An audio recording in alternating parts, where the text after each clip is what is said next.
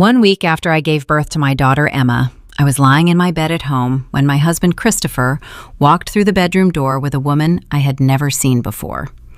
She was younger than me, maybe by 10 years, with the kind of blonde hair that costs more money than I made in a month. Christopher looked different when he looked at her. He looked alive in a way he hadn't looked at me in months. I felt something inside me shift, like a door slamming shut on a room I thought was still open. But what happened next is what made me understand that my life, as I knew it, was already over. He told me to get up. He said we needed to talk. I was still bleeding from the delivery, still in that fog of pain medication and exhaustion that comes with the first week of having a newborn. I couldn't get up. So he left the room, and when he came back, he had papers in his hand. Adoption papers. The woman stood beside him with the kind of smile that doesn't involve any warmth at all. My name is Luna Martinez. I'm 32 years old, and I spent my entire career as a pediatric nurse at Massachusetts General Hospital. I have 3 master's degrees hung on my office wall and a reputation for never making mistakes with the patients in my care. But the biggest mistake I ever made was believing that the man I married would love me as much as he loved the life he thought he was supposed to have. Before I continue this story, I need to know where you're watching from. Are you someone who has ever had everything you love threatened by someone with more power than you? Drop a comment below. Make sure to hit subscribe and like this video, because this is not just about what happened to me. This is about what I was willing to do when every legal system and every lawyer and every person with power said there was nothing I could do. This journey on Sophia Told Stories is about finding strength in moments when you have nothing left to lose. The papers she was holding had my name on them, adoption papers, and the woman's name on the line where it said the new mother would be. Christopher explained it like he was discussing a business transaction. He said Victoria wanted to adopt Emma. He said he would support this adoption because he didn't want to be married anymore, and he didn't want the responsibility of being a father. But Victoria did. Victoria wanted a daughter, and Emma was his, which meant he had rights. He was going to use those rights to give Emma to Victoria. I remember looking at my daughter, sleeping in the bassinet beside my bed. She was only 7 days old. Her tiny fingers were curled into fists, and she was making those small sucking sounds that newborns make. Everything in my body rejected what he was saying. Everything in me became something hard and sharp and willing to do whatever it took to keep that child. That was the moment I understood that the person I had married was not the person I thought he was. That was the moment I understood that the law, which I had always believed in, which I had always trusted, was not going to protect me. That was the moment I became someone different. Victoria spoke for the first time. She said the words that would change everything. She told me she would give me money. $18 million. All I had to do was sign the papers and walk away from Emma. She said it like she was offering me a gift, like she genuinely believed that any mother in my position would choose money over her own child. I looked at Christopher, I looked at Victoria, I looked back at my daughter, and I made a choice. I told them I would sign the papers. I told them I needed 1 day to process the information. I told them I would do whatever they wanted if they would just leave the room and let me hold my daughter for 1 more night. They agreed because they thought they had already won. They thought they had calculated every variable and determined that desperation would push me to choose security over motherhood. They were wrong about what I was going to do, but they were right that I was desperate.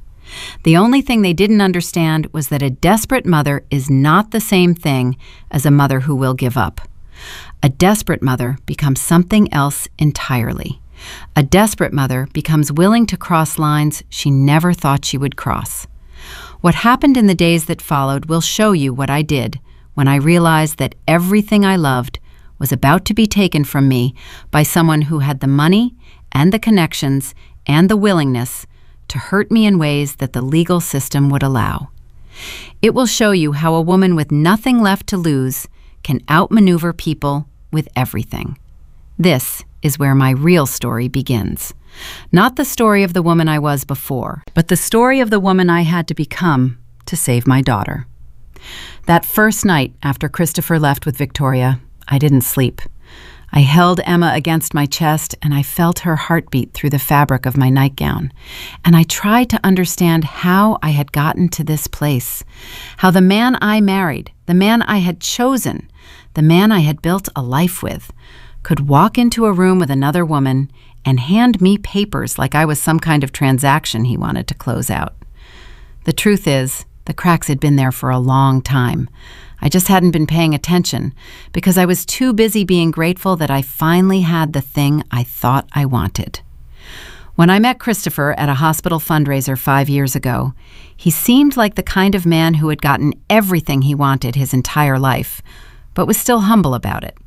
He was from old money, Boston money, the kind of money that doesn't need to make noise because everyone already knows it exists. He wore a charcoal suit that probably cost more than my monthly rent, and he had this way of making you feel like you were the only person in the room when he was talking to you. I came from a different world. My father had emigrated from Mexico with nothing but a work ethic and a willingness to do jobs nobody else wanted. My mother was a school teacher who had worked overtime shifts so that my 3 siblings and I could go to college. They were proud people, strong people. People who believed that if you worked hard enough, if you were good enough, if you sacrificed enough, then you would get what you deserved. I inherited their belief in hard work.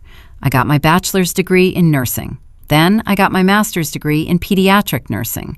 Then I got another master's degree in nursing administration. I was one of the most respected nurses at the hospital. Doctors asked for me by name. Parents requested me for their children. I had built something real, something that mattered. I helped sick children get well. That was not a small thing. But somewhere around year 3 of dating Christopher, I started to want something else. I started to want the life he seemed to have, the ease of it, the way money solved problems instead of creating them, the way he never had to worry about whether his car would make it through the winter or whether he could afford good insurance. We got married in a garden in Newport, Rhode Island. 300 people were there. My parents looked terrified the entire time. His mother looked like she was smelling something unpleasant. But Christopher looked happy, and I looked happy, and the photographs looked like something out of a magazine about the lives of beautiful people. The first 3 years of marriage were fine. They were not exciting. They were not the kind of marriage where you still felt butterflies when you saw your husband come home from work. But they were stable. They were comfortable. And I had convinced myself that comfortable was enough, because stability meant security, and security meant I could finally stop worrying about money the way my parents had worried about it my entire childhood. But then we decided to try to have a baby. The infertility was like a slow-moving disaster that I didn't see coming. Month after month of negative pregnancy tests, year after year of doctor's appointments and procedures that cost thousands of dollars, even with Christopher's insurance. The kind of invasive medical procedures that made me understand, from the patient's perspective, why people sometimes break down crying in hospital bathrooms. Christopher supported me through it. He really did. He went to doctor's appointments. He held my hand during procedures. But somewhere along the way, I felt him checking out emotionally. I felt him becoming distant. I felt him looking at his phone more often and having conversations in other rooms with the door closed. I should have asked him what was wrong, but I was so focused on trying to have his baby that I didn't notice he was already moving on. When I became pregnant naturally after 3 years of trying, I thought it would bring us back together. I thought the baby would be the thing that made everything make sense. I was wrong about that. I was wrong about a lot of things. Christopher was supportive during the pregnancy, in the same performative way he had been supportive before. He came to ultrasounds, he talked about baby names, but there was something missing in his eyes. There was something in the way he looked at his phone when he thought I wasn't watching that made me understand even then that something had shifted. The labor was 18 hours long. I was a nurse, so I understood what my body was doing.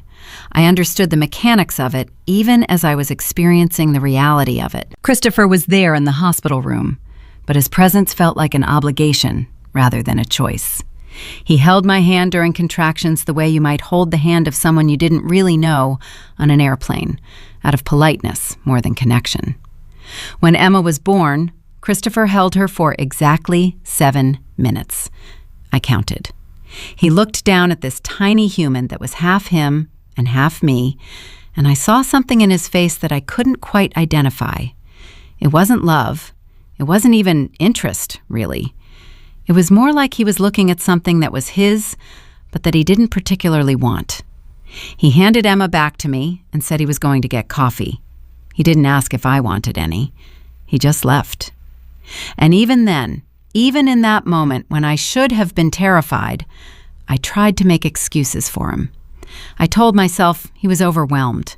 I told myself he was processing emotions in his own way. I told myself 1,000 things that would allow me to keep believing in the narrative I had constructed about my marriage. But on the 7th day after Emma was born, when he walked through the bedroom door with Victoria and the adoption papers, I couldn't make excuses anymore. The narrative fell apart, and I understood that I had made a terrible mistake in believing that marrying money would save me from the struggles my parents had faced. If anything, it had made things worse. Because now I didn't just have the regular kind of desperation that comes from not having enough resources. I had the specific desperation of a woman who was about to lose her daughter to another woman, and that other woman had already won before I even knew we were fighting. The question that kept me awake that night was not whether I could keep my daughter. I didn't know the answer to that question. The question was what I would do if keeping her required becoming someone I didn't recognize. And as I held Emma's sleeping form against my body, as I felt the weight of her and the warmth of her, I understood that I would become whoever I needed to become, that there was no line I wouldn't cross, that motherhood had transformed me in ways that were both beautiful and terrifying. The next morning, Christopher was gone before I woke up.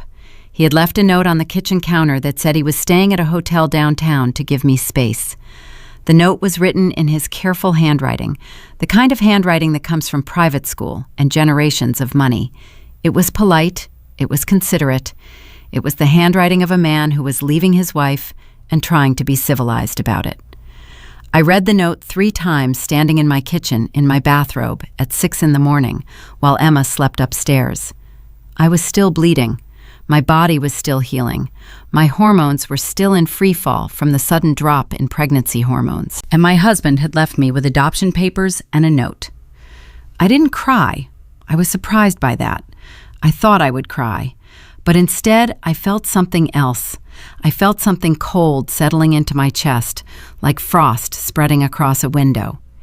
It was clarity. It was the kind of clarity that comes when you stop pretending that things are different from what they actually are. Christopher didn't call that day. He didn't text. He didn't ask how Emma was doing or whether I needed anything from the store or whether I had recovered enough from childbirth to be left alone. He simply vanished into his life with Victoria like he had been planning this for months, which, I would later learn, he had. What I didn't understand yet was that he had been planning it with Victoria from before Emma was even born, that Victoria had specifically targeted him because he was married and wealthy and emotionally unavailable, that the two of them had been having an affair for 6 months while I was pregnant, while I was struggling with the physical reality of carrying another human being inside my body, while I was preparing a nursery and reading parenting books and trying to convince myself that our marriage was going to survive this transition. I learned these things from my mother, who came to stay with me 3 days after Christopher left. My mother, Rosa Martinez, was a woman who had raised 4 children on a school teacher's salary while my father worked construction jobs that left his body broken by the time he was 50. She was not a woman who took betrayal lightly. When she arrived at my house in Boston, she took one look at my face and said words that felt like a slap.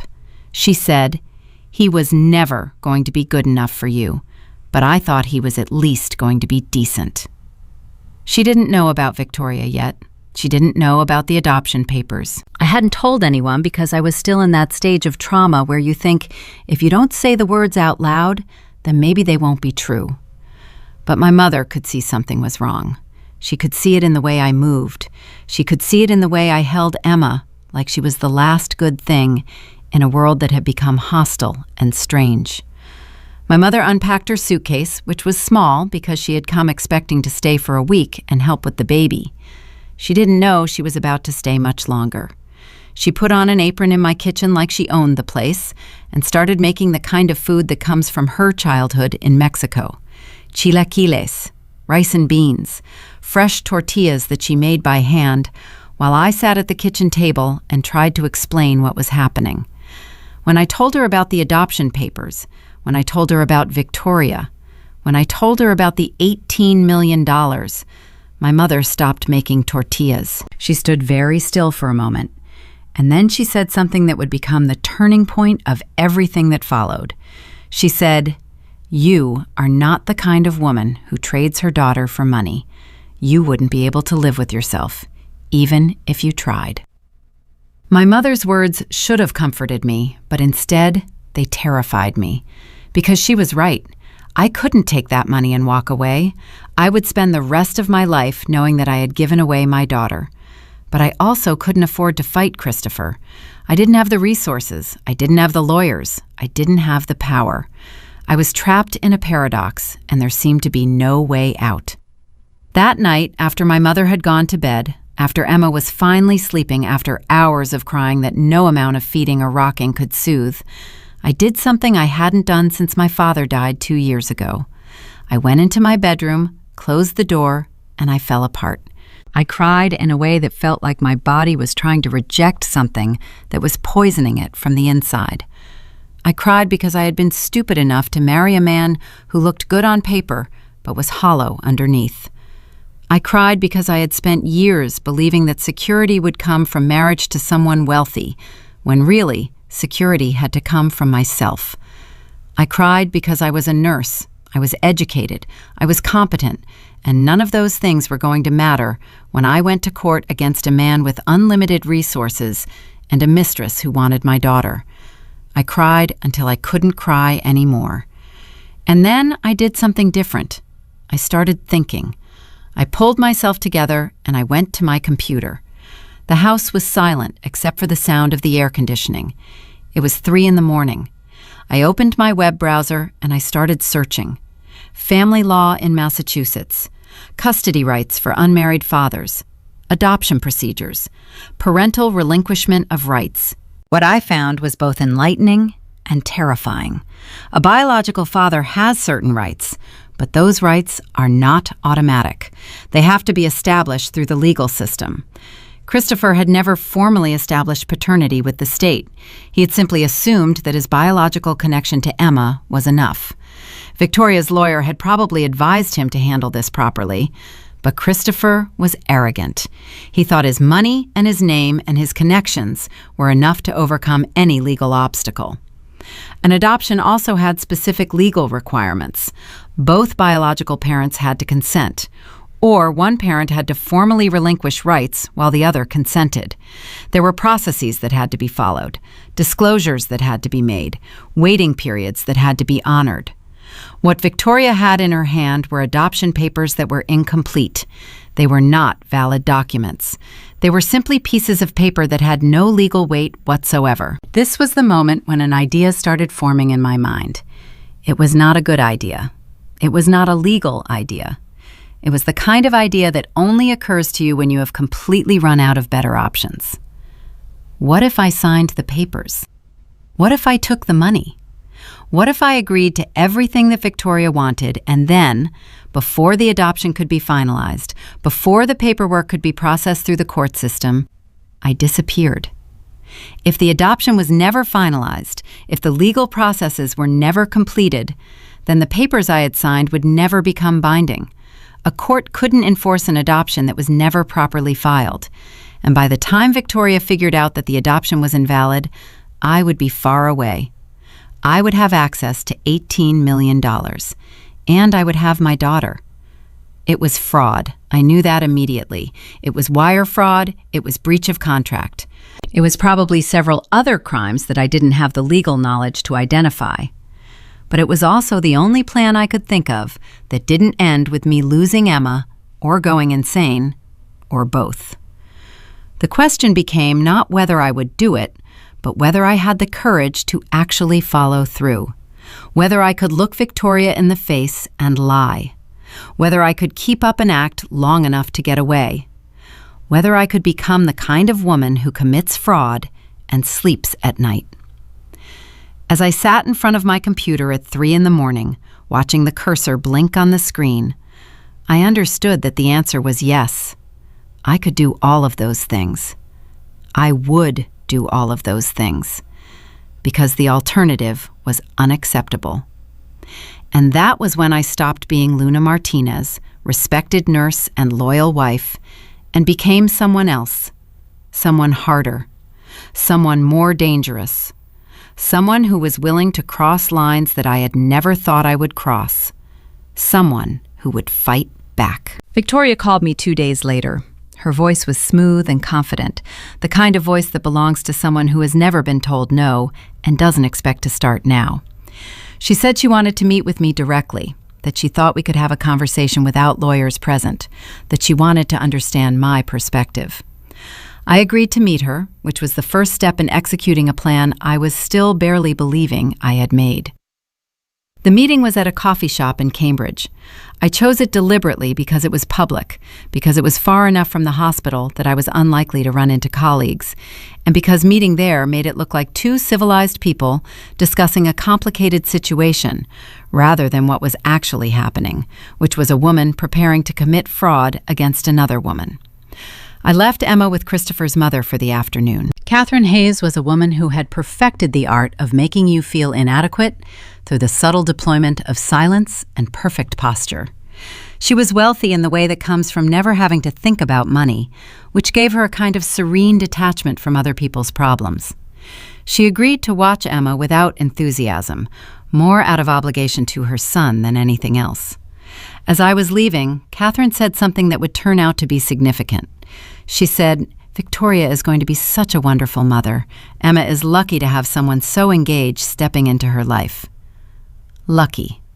That word stayed with me as I drove to Cambridge, as if Emma could be lucky to have a stranger want to erase her mother from her existence. Victoria was already at the coffee shop when I arrived.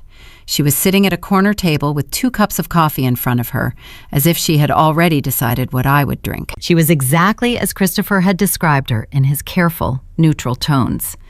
Beautiful in the way that requires consistent attention and significant money. She was wearing a designer suit that probably cost more than my monthly mortgage. Her blonde hair was the kind of blonde that doesn't occur in nature. Her smile was the kind of smile that had been practiced in the mirror until it looked effortless. She stood up when she saw me, and she extended her hand like we were 2 businesswomen meeting to discuss a merger, which, I suppose, in her mind, we were. "Luna," she said, and the way she said my name made it sound like something quaint, like a character from a fairy tale rather than an actual human being. "Thank you so much for meeting with me. I know this is awkward." I sat down. I picked up the coffee she had chosen for me without asking. It was cold brew with oat milk. It was exactly how I had been drinking coffee before I became pregnant, when the caffeine and the dairy made me nauseous. The fact that she had somehow known this detail about me, or perhaps Christopher had told her, made my skin crawl. I said nothing. I waited. Victoria settled back into her chair with the ease of someone who was completely comfortable in every situation. She explained that she understood this was difficult for me. She said she wasn't trying to take anything away from me. She said she was simply trying to offer Emma something that Luna couldn't provide. "I have the time," she said, and there was no malice in her voice. That was the worst part. There was genuine kindness in her tone, as if she was doing me a favor by pointing out my inadequacies. "Your career is demanding. You work 60-hour weeks at the hospital. You're exhausted.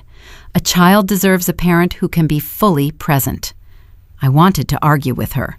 I wanted to tell her that my work was important, that I was present for Emma, that the hours I spent at the hospital were hours I spent saving other people's children so that I could provide for my own. But I didn't say any of those things. Instead, I listened. I let her talk.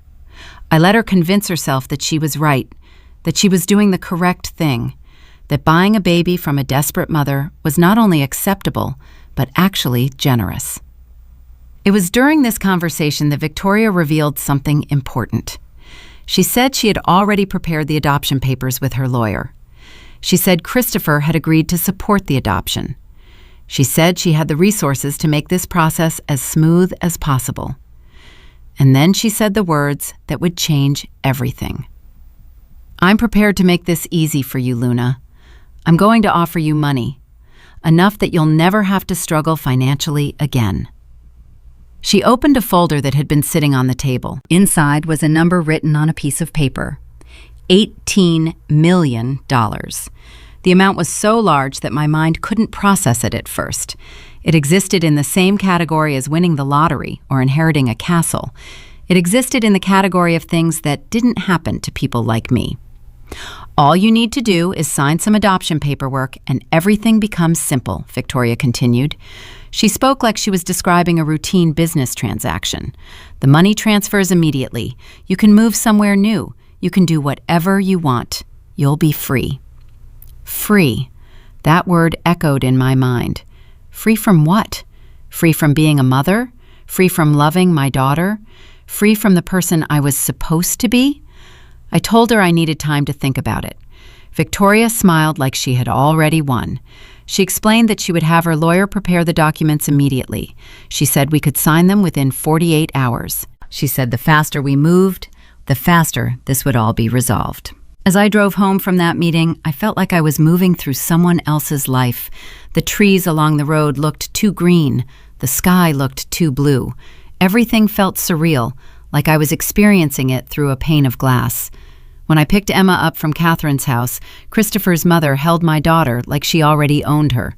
She was making cooing sounds and talking about how lucky Emma was to have such a wonderful stepmother to be. I took Emma without responding. I took my daughter, and I left that house knowing that I would never come back. That night, I opened a new bank account at a different bank than the one Christopher used. I used a different branch in a different part of Boston. I transferred cash slowly from my main account, small amounts that wouldn't trigger fraud alerts. I gathered my documents, Emma's birth certificate, my passport, my social security card. I put them in a bag hidden in the back of my closet. I was preparing to disappear. My mother found me in the kitchen at midnight, sitting in the dark. She didn't ask what I was doing. She sat down next to me and she took my hand. And she said, "Whatever you're planning, it better work, because if it doesn't, you're going to lose everything." I looked at my mother's face in the darkness. I looked at the hands that had held me through every crisis of my childhood. And I said, "If I don't do something, I'm going to lose everything anyway. At least this way, I'm choosing what I lose instead of just accepting what gets taken from me." My mother didn't argue. She just squeezed my hand. And I understood that she understood. She had married a man from a different world. She had learned to navigate systems that weren't built for people like her. She knew what it felt like to fight for something that should have been yours by right. The next morning, I called Victoria back. I told her I would sign the adoption papers. I told her I was ready to accept her offer. I told her everything she wanted to hear. What I didn't tell her was that I had no intention of actually going through with it. What I didn't tell her was that I had already begun my escape. What I didn't tell her was that the person she thought she was dealing with, the desperate mother who would trade her daughter for money, didn't actually exist anymore. I had become someone else. The 3 days between my agreement to sign the papers and the actual signing were the longest 3 days of my life. I moved through them like someone operating a machine, going through the motions of being a normal person while internally calculating every detail of my escape. I went to work, I worked a 12-hour shift at the hospital, and I was professional and competent, and nobody noticed that I was simultaneously planning to disappear with my daughter and commit fraud against a wealthy woman. A nurse who works in pediatrics learns how to compartmentalize. You see children suffering from diseases that will kill them. You see parents making impossible decisions about treatment options. You learn to separate your own emotions from your professional responsibilities, because if you don't, you become useless to the people who need you. So I was useful. I cared for a 6-year-old boy who had leukemia. I held the hand of a mother whose infant had a heart condition. I did my job, and nobody could see that my life was imploding. My mother stayed with me during those 3 days. She cooked, she cleaned, she held Emma for hours so that I could sleep, even though sleep was almost impossible. She didn't ask me for details about what I was planning, but she understood that something significant was happening. My mother had survived worse. She had raised 4 children with a man whose body was being destroyed by his work. She had managed on money that should have been impossible to live on. She understood the mathematics of desperation in a way that most people never would. On the evening of the second day, my mother said something that clarified everything for me. She said, "Your father would be proud of you for fighting. He would hate what you're doing, but he would understand why you're doing it." My father, Miguel Martinez, had been a man who believed in following the rules. He had come to America legally. He had worked jobs that nobody else wanted. He had paid his taxes. He had believed that if you followed the rules and worked hard, then you would be protected by the system.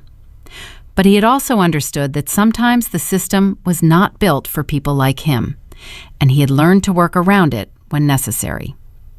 He had died 2 years ago from lung cancer, a disease he had contracted from the dust and chemicals he had been exposed to during his construction work. He had never complained. He had never asked for compensation. He had simply worked until his body gave out. My mother had held his hand while he died, and she had made peace with the fact that his sacrifice had not been enough to protect him. I thought about my father a lot during those 3 days. I wondered what he would say if he could see me now. I wondered if he would recognize the person I was becoming. The practical work of disappearing required attention to detail that I channeled into lists. I had to move money without triggering alerts. I had to book a hotel without leaving a paper trail that would be easy to follow. I had to prepare a bag with everything Emma and I would need for several days away.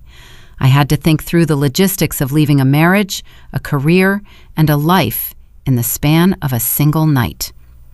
I researched hotels in Maine. I chose a small one in a town called Camden, a coastal area that was far enough from Boston to feel like an escape, but close enough that I could return quickly if needed.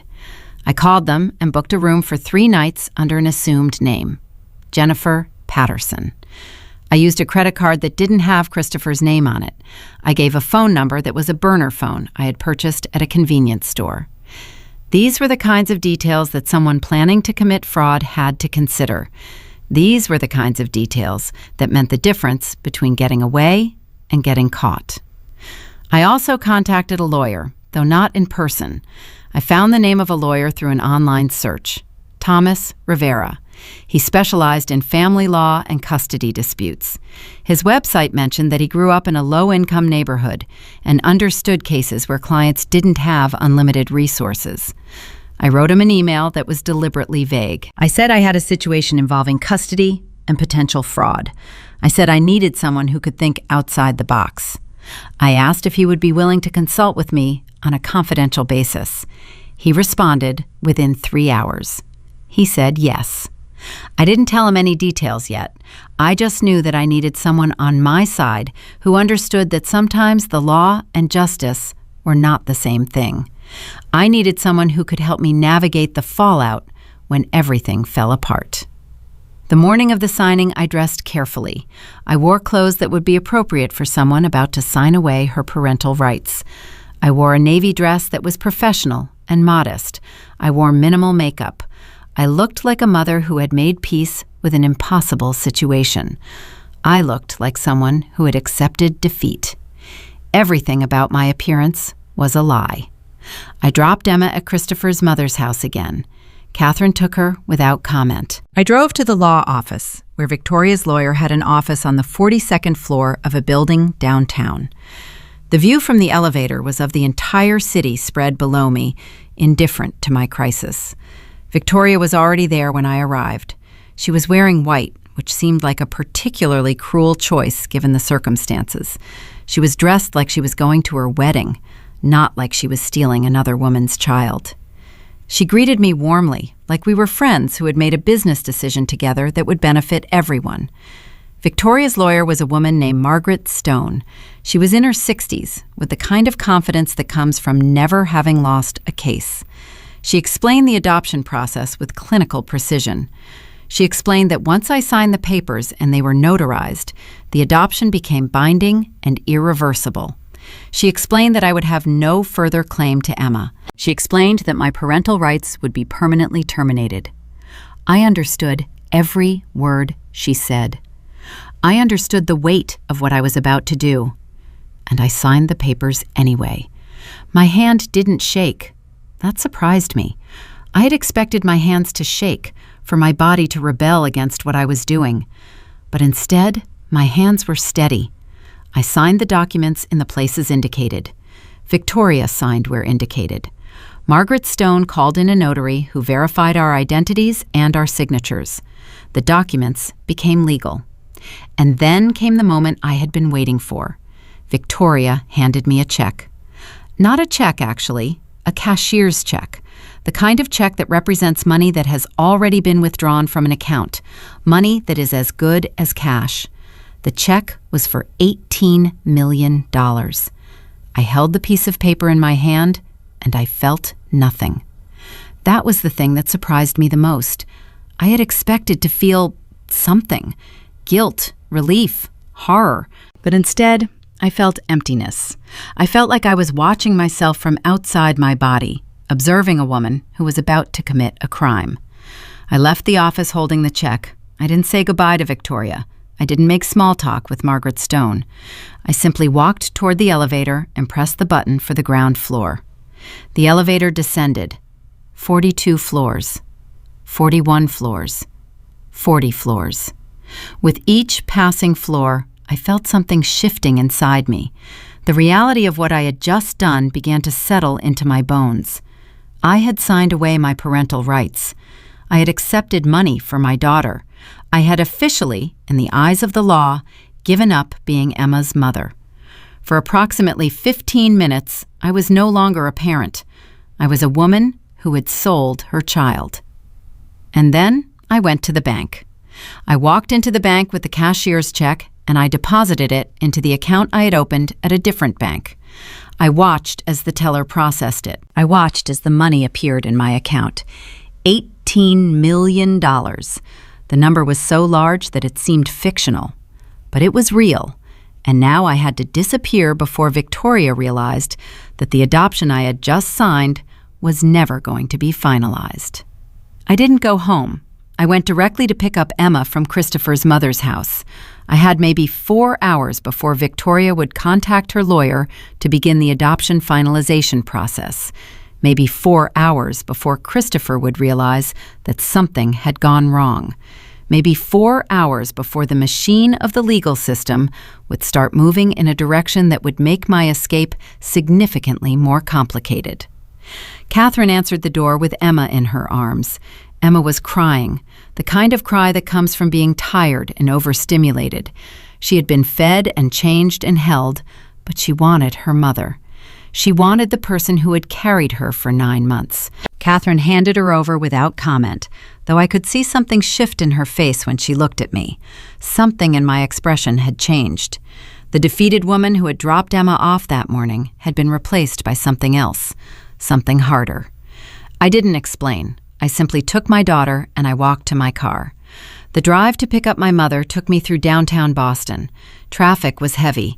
The evening commute was beginning. Hundreds of people were leaving their offices and heading home to their families, completely unaware that one of those people, one of those cars in the traffic, contained a woman who had just committed wire fraud and was now fleeing the scene. My mother was waiting on the front steps of the hotel where she had been staying since arriving to help with the baby. She had one suitcase with her. She knew, without me having to tell her, that we were not coming back. She got into the car and I pulled back into traffic, heading north toward Maine. I had purchased a phone at a convenience store, a prepaid burner phone that couldn't be traced. I turned off my real phone, the one with my name on the contract, the one that Christopher and my colleagues at the hospital and Victoria could call. I turned it off and I put it in the trunk of my car, where it would continue to exist in a kind of suspended animation, occasionally lighting up with messages and calls from people who didn't know that the woman they were trying to reach no longer existed. The drive to Maine took 3 hours. 3 hours of highways and increasingly dark sky. 3 hours of my mother sitting in the passenger seat, occasionally looking at Emma sleeping in her car seat in the back. 3 hours of me checking my mirrors constantly, as if Christopher or Victoria might suddenly appear behind me with the police in tow. By the time we reached Camden, it was nearly midnight. The town was dark and quiet, the kind of place where nothing interesting happened on a regular Thursday evening. I pulled into the parking lot of the hotel I had booked, the Seaside Inn, a modest place that catered to tourists and travelers, the kind of place where nobody asks questions and housekeeping changes sheets quietly. I checked in under the name Jennifer Patterson. I paid cash for 3 nights. I gave a false phone number. The man at the desk didn't look closely at me. He was tired. He wanted to go home. He processed the transaction without really seeing the woman in front of him. We got to the room on the 3rd floor. It was small and clean. There was a view of a brick wall. There was a television that played quietly. There was a bed and a crib that I had requested. There was a bathroom with towels that smelled like industrial detergent. I put Emma in the crib. I put my mother in the bed. And I sat in a chair by the window and I tried to understand what I had just done. I had signed away my parental rights to my daughter. I had accepted $18 million from a woman who wanted to be that daughter's mother. And then I had disappeared in the night with both the daughter and the money, making the adoption agreement completely unenforceable because it had never been properly finalized through the court system. From a legal perspective, I had committed fraud, multiple types of fraud: wire fraud, breach of contract, potentially theft, depending on how creative Victoria's lawyers wanted to be with the interpretation of the law. From a human perspective, I was doing the only thing I could think of to keep my daughter. At 3 a.m, I opened my laptop and I sent an email to Thomas Rivera. I attached a photograph of the adoption papers. I explained the situation in careful language. I told him I had signed documents, accepted money, and then disappeared before the adoption could be finalized. I asked him if there was any legal pathway that didn't end with me in prison or losing Emma. He responded at 5 a.m, which meant either he was awake very early or he had not yet gone to bed. His email was brief. He said, "Call me. This is more complex than email." He gave me a phone number. I waited until 6 a.m. I drove to a convenience store. I bought a cup of coffee that tasted like burnt water, and I called him from my burner phone. Thomas Rivera's voice was calm and professional. He didn't seem surprised by my situation. He asked me to explain in detail what had happened. I told him about Christopher's infidelity. I told him about Victoria's offer. I told him about the adoption papers. I told him about the money. He listened without interrupting. When I finished, he was quiet for a moment. Then he said something that would change everything. "The adoption agreement is void," he said. "It's not enforceable because it doesn't meet the legal requirements for a valid adoption in Massachusetts. Both biological parents have to consent. Christopher has no legal standing to consent on your behalf. Victoria has no legal relationship to Emma that would allow her to adopt without your consent. What you signed is essentially worthless." I felt something inside my chest loosen. So I don't have to go to prison? Not for the adoption itself, but you did commit fraud. You took money under false pretenses. You need to understand that. However, you also have leverage. Victoria is trying to illegally adopt a child. She's engaged with Christopher in a scheme to circumvent your rights as the biological mother. If you're charged, she'll be charged too, and Victoria won't want that. Her reputation is everything in her world. A public court case where she's accused of trying to buy a baby is not something she'll be willing to endure. Rivera explained his strategy. He would contact Victoria's lawyer. He would explain that the adoption agreement is unenforceable. He would explain that Sarah's signature was obtained under duress. He would explain that any attempt to use the agreement to challenge her parental rights would result in a counter lawsuit for attempted fraudulent acquisition of a minor. It becomes a Mexican standoff, Rivera said. Victoria wants Emma, but she can't actually take Emma legally. You want to keep Emma, and you legally can. What Victoria actually wants is to avoid a public scandal. You have the leverage, Luna. You just need to know how to use it. I sat in my car in the parking lot of a convenience store in Camden, Maine, holding a cup of burnt coffee, and I understood that I might actually survive this. Rivera continued, I'm going to contact Victoria's lawyer today. I'm going to explain the situation. I'm going to offer to return most of the money if she agrees to withdraw her claim on Emma. She'll probably accept because the alternative is a public disaster. In the meantime, you stay where you are. You don't contact anyone. You let me handle this. How long will it take? I asked. Probably a few days, maybe a week. She'll need to process what I'm telling her, confer with Christopher, and make a decision. Once she decides that keeping Emma is not worth the legal fight, she'll settle.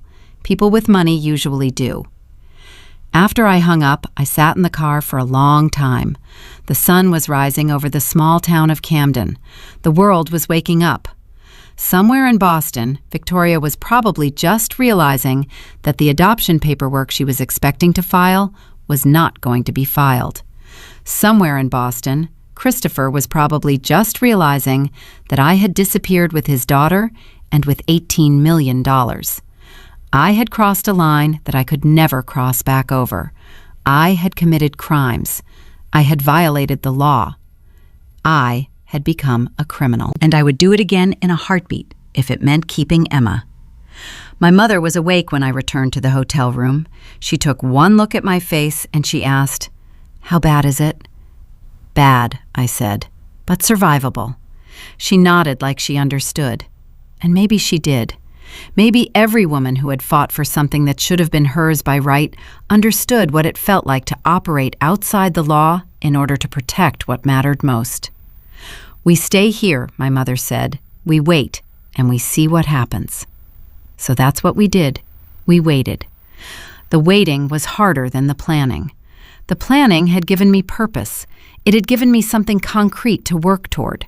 But the waiting was just time stretching out, filled with uncertainty and the constant low-level anxiety of someone who knows that the legal system could come for her at any moment. I spent the first day in the hotel room barely moving. I held Emma while she slept. I watched the television without really processing what I was seeing. I tried to eat the food my mother brought from a local diner, but I couldn't taste anything.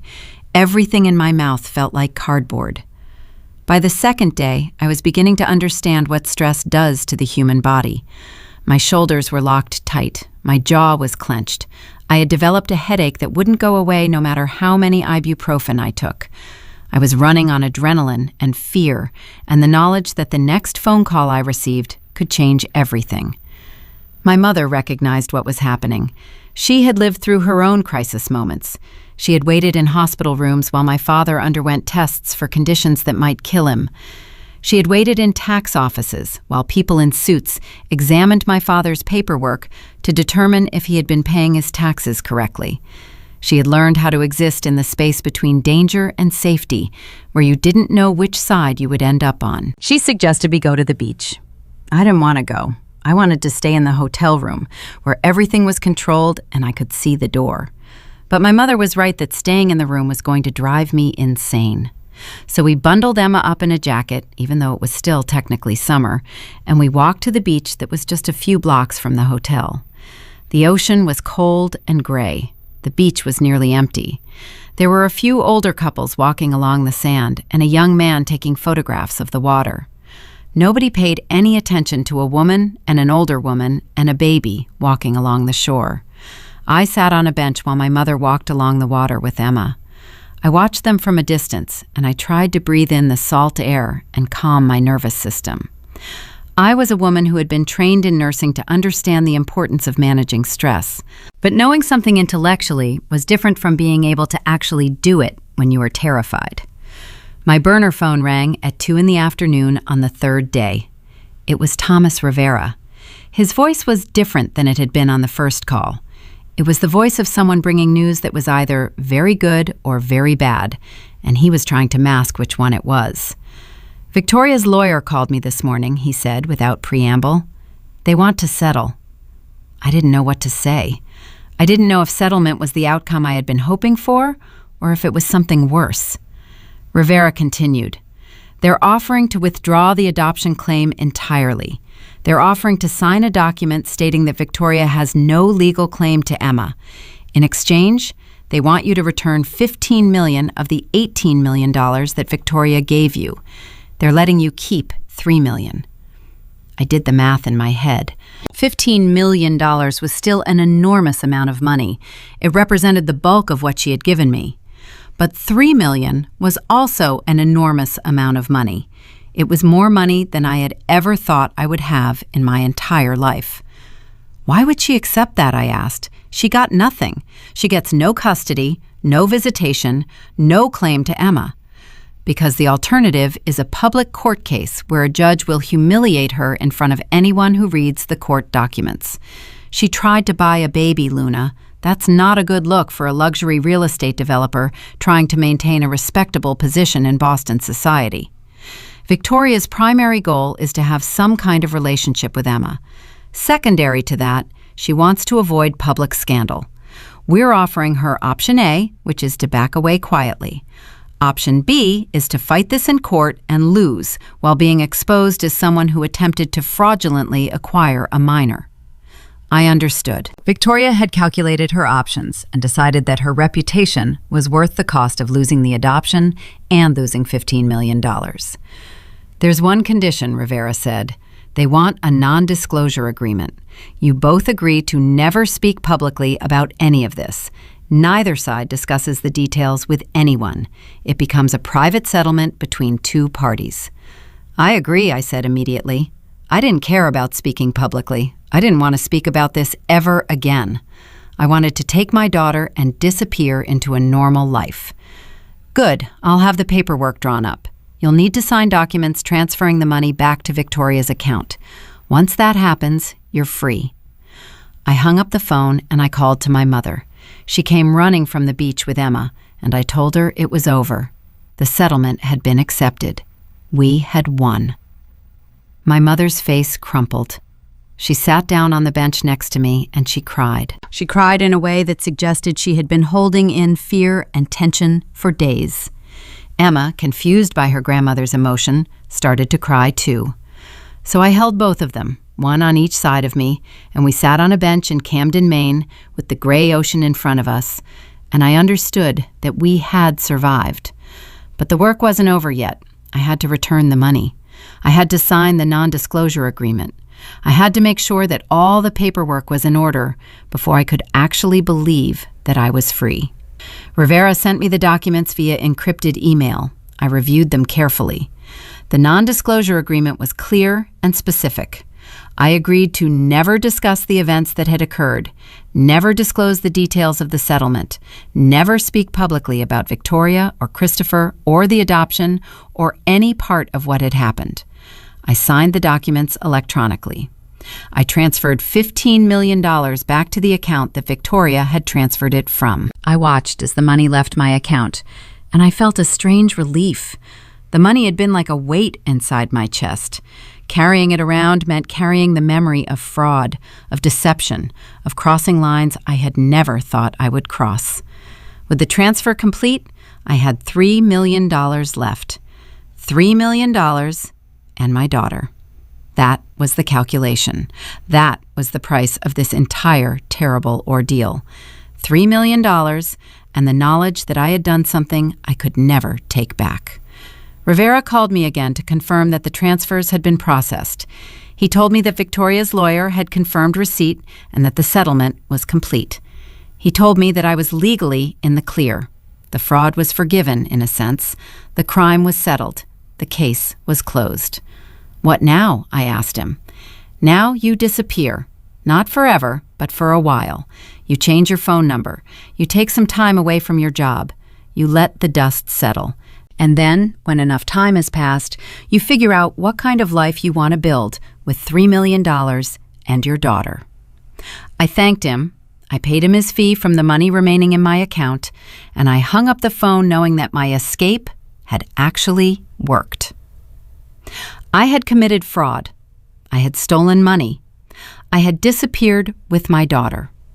And somehow, against all odds and logic, I had survived it.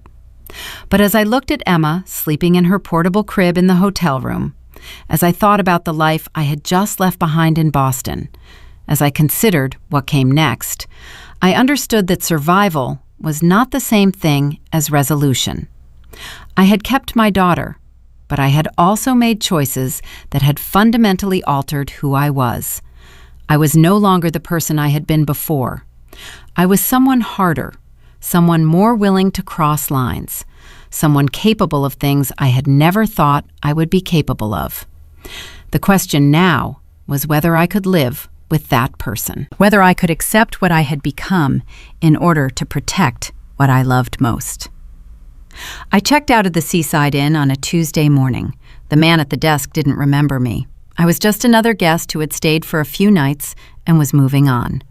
I paid the bill in cash, and I drove out of Camden with my mother beside me and my daughter asleep in the back seat. But I didn't go back to Boston. I drove south instead. I drove for hours without any particular destination in mind. I just knew that I needed to be far away from the life I had left behind, far away from Christopher, far away from Victoria, far away from the hospital where I had worked and the colleagues who would be wondering where I had gone. By evening, we were in North Carolina. I picked a town called Beaufort because I liked the way it sounded and because it was small enough that I could disappear into it without being noticed. I rented a house for a month, paying cash, using a false name. I told the landlord I was relocating for work and needed a short-term rental while I figured out my plans. The house was small and comfortable. It was 3 blocks from the ocean.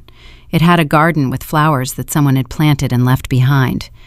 It felt like a place where I could maybe, eventually, become someone new.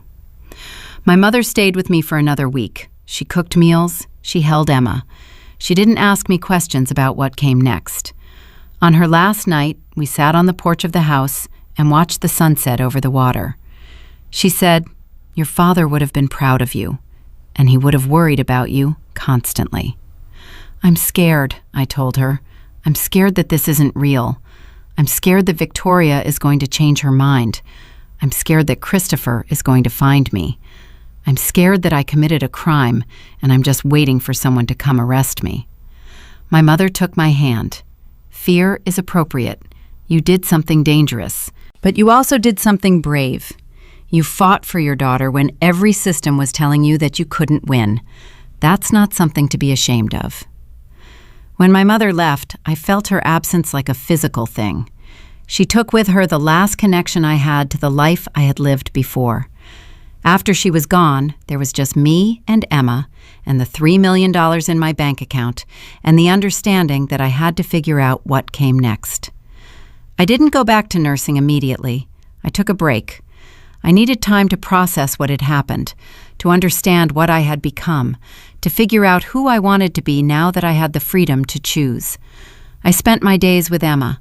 I took her to the beach. I took her to the library. I sat on the porch and watched her discover the world in the way that only babies can. I tried to be present in a way that I hadn't been able to be when I was working 60-hour weeks and managing the emotional weight of a crumbling marriage. But I also spent time alone. I wrote. I didn't write about what happened because the non-disclosure agreement prevented that, but I wrote around it. I wrote about mothers and daughters. I wrote about the ways that desperation can change you.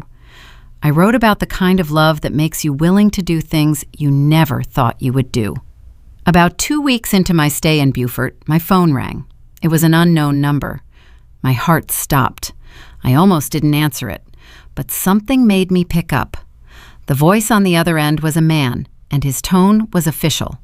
Detective James Morrison from the Massachusetts State Police. He said he was investigating a fraud case related to events that had occurred in Boston in the summer of 2026. He said he needed to speak with me about my involvement in those events. I didn't speak for a moment. Then I said, "I'm not in Massachusetts. I'm in North Carolina." "I know where you are," he said. "I'd like you to cooperate with my investigation. I can come down there, or you can come back up here. Either way, we need to talk." I hung up the phone. My hands were shaking. This was the moment I had been dreading since the day I signed the adoption papers. This was the moment when the legal system finally caught up with me. I called Thomas Rivera immediately. I told him that the police were investigating. He told me to stay calm, that he would contact Detective Morrison, that they would schedule a meeting.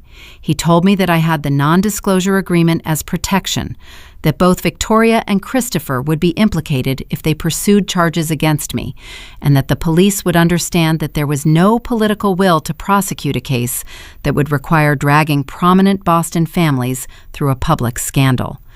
But knowing those things intellectually was different from believing them when a police detective was calling you about fraud. Rivera arranged for a meeting to happen via video call in his office in Boston. I would participate remotely from North Carolina. Detective Morrison would ask his questions. My lawyer would be present, and we would see where the conversation went.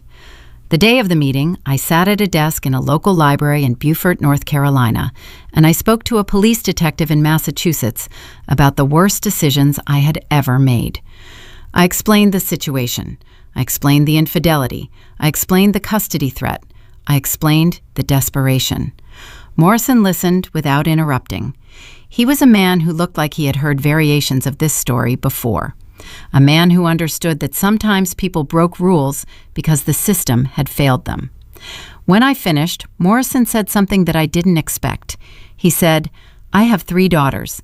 If I found out someone was trying to take them from me, the way this woman was trying to take yours, I'd probably do worse than commit fraud." He closed his notebook. He said he was going to file away the case with the notation that both potential victims had declined to press charges and that restitution had been made. He said that unless new information came to light, the case would be closed. I felt like I had been drowning and suddenly broke through the surface. I could breathe again. I could think beyond the immediate moment. I could imagine a future where this resolved into something survivable. After the call ended, I sat in the library for a long time just processing what had happened. I was not going to be prosecuted. The fraud was settled. The crime was essentially forgiven by the people with the power to prosecute it. I was free. But as I drove back to the house in Beaufort, as I picked up Emma from the daycare center where I had left her, as I held my daughter and felt her weight in my arms, I understood something important. Freedom was not the same thing as innocence. I was free from legal consequences, but I was not free from what I had done. I would carry the knowledge of my actions for the rest of my life. I had committed fraud. I had taken money under false pretenses. I had disappeared with a child. These things were true regardless of whether the legal system had decided to prosecute me. And I had to figure out how to live with that truth. That night, after Emma was asleep, I opened my laptop and I did something that I would never have done before. I created a private document on my computer, a file locked with passwords, and I began to write the truth. I wrote about what happened, all of it, the infidelity, the threat to take Emma, the desperation, the decision to commit fraud, the escape, the settlement, everything.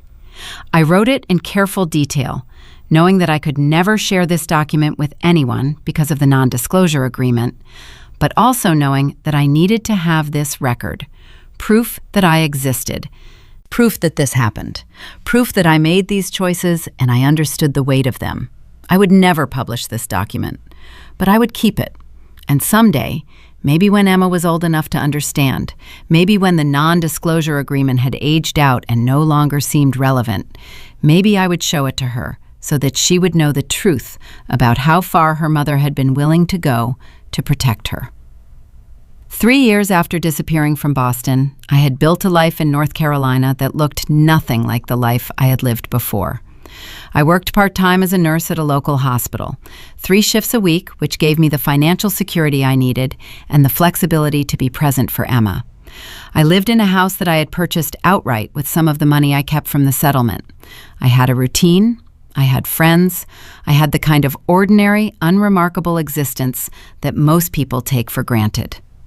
Emma was 4 years old now. She was a chatty, intelligent child with her mother's determination and her father's easy charm, though she had no memory of her father or the circumstances that had defined her early life. She knew that she had a daddy who lived far away and sent birthday cards sometimes. She knew that she lived with her mother in a house near the beach. She knew that her grandmother came to visit every summer. That was enough. Children don't need complicated narratives. They need safety and love and the knowledge that the person taking care of them will always choose them first. I had not been in contact with Christopher, not directly, but I knew things about him because information travels, and even though I had left Boston, Boston had not left me. I knew through a mutual acquaintance that he had married Victoria. I knew that they had had a child together. I knew that they had subsequently divorced. I knew that Victoria had moved on to other relationships and other pursuits. Life had continued for all of them in the ways that life continues for people who have money and options. What I didn't know was that Christopher had been trying to find me. I learned this on a Tuesday afternoon when Emma asked me a question that I had been dreading and also anticipating. She asked if she could contact her father. She was old enough now to understand that families came in different configurations. She was old enough to understand that some kids talk to their dads on the phone. She was old enough to wonder why she didn't have that option. I contacted Thomas Rivera again. He told me that technically, Christopher had no legal standing to prevent Emma from reaching out to him. There was nothing in our settlement agreement that prevented contact between Emma and her biological father. But he cautioned that opening that door could have unpredictable consequences. Christopher might embrace a relationship with Emma, or he might maintain his distance. Either outcome could hurt her. I decided to write a letter to Christopher, not asking permission, but informing him of Emma's desire to meet. I explained that Emma was 4 years old, that she was asking questions, that she deserved to know her father if her father was willing to be known. I told him I was not asking for financial support or a legal commitment. I was simply asking if he would be willing to establish some form of contact with Emma. I sent the letter through Thomas Rivera's office via certified mail to Christopher's last known address. And then I waited. The response came 3 weeks later. Christopher said he was willing to correspond with Emma by letter, but he was not ready for phone calls or in-person meetings. He said he had built a life in Boston with his new family, and he needed to be careful about disrupting that. He said he would write to Emma, and Emma could write back, and maybe when she was older, they could discuss meeting. It was not the warm welcome I might have hoped for, but it was not a rejection either. It was the kind of response I had come to expect from Christopher, which was emotionally distant, but technically appropriate. I presented this to Emma with careful optimism. Her response was immediate. She was excited in the way that only children can be. She wanted to write to her daddy immediately. She wanted to tell him everything about herself. She wanted to know everything about him. Emma's first letter was simple but earnest. She drew pictures. She wrote words with my help. She sent it off with a sense of anticipation that broke my heart a little bit, because I understood that she was about to learn that her father was not the person she had constructed in her mind. Christopher did write back. The correspondence became a regular thing. Emma wrote every other week, and he responded sporadically but consistently. The letters were not deeply personal. Christopher's were polite and slightly formal, but they were something. Emma learned that her father liked soccer, that he had a younger brother, that he enjoyed photography. Christopher learned that Emma was an accomplished reader for her age, that she was serious about school, that she had intelligence and stubbornness that probably came from him. I watched this correspondence with a complicated mixture of emotions. I was genuinely glad that Emma had some connection with her father, but I also felt the sting of knowing that Christopher remained emotionally distant from his daughter, even through letters. He was not building a real relationship with Emma. He was maintaining a formal, appropriate distance while fulfilling his obligation to acknowledge that Emma existed. But Emma didn't understand this yet. To Emma, her father was becoming real in a way he wasn't before. She talked about him more. She showed me his letters. She asked questions about him that I could now answer with information from his own words. 1 year into the correspondence, Christopher suggested that they meet. He was coming to North Carolina for a work conference, and he would like to see Emma, perhaps take her to lunch or spend an afternoon together.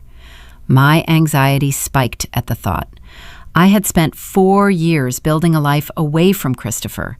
The idea of him coming to the place I had created felt like an intrusion. But I also understood that this was the natural progression of things. Emma was old enough now to have her own relationship with her father, if that's what she chose. I took Emma to a therapist, a child psychologist, to discuss the meeting before it happened.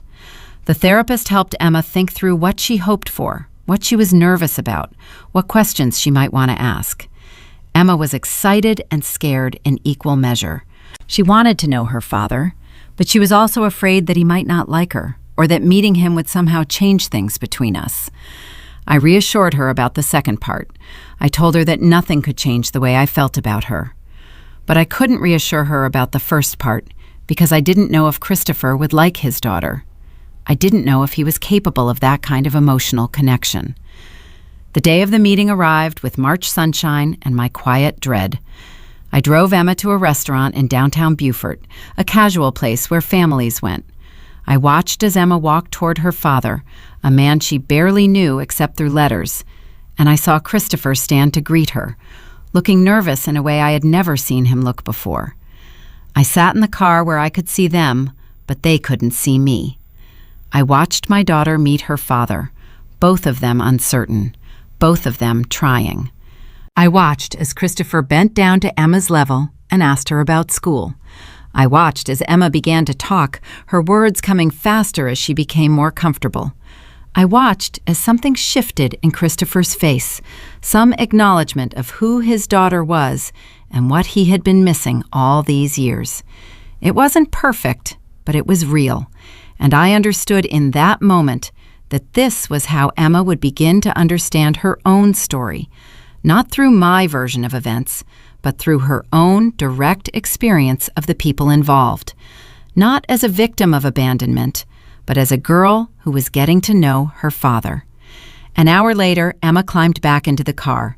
She was talking excitedly about her conversation with Christopher. She was planning what she would ask him in her next letter. She was imagining future meetings. She had moved on from the moment, while I was still sitting with all the complicated feelings it had generated. That night, after Emma was asleep, I thought about what it meant to let go of the narrative I had constructed about my daughter's life. I had worked so hard to protect her, to keep her away from the people who might hurt her, to control her story. But she was her own person now, with her own agency and her own desires. She wanted to know her father, and I couldn't protect her from that desire by simply refusing to allow it. The question became what kind of mother I wanted to be. Did I want to be the kind of mother who controlled everything and everyone around her, who kept her daughter isolated from half her heritage because of my own pain? Or did I want to be the kind of mother who acknowledged her daughter's needs, even when that acknowledgement was uncomfortable for me? I knew the answer. I had always known the answer. But admitting it meant acknowledging that I couldn't protect Emma from every potential hurt. It meant accepting that being her mother meant sometimes stepping back and letting her make her own discoveries about the world. It meant trusting that I had given her enough love and security that she could handle meeting her father without it destroying her.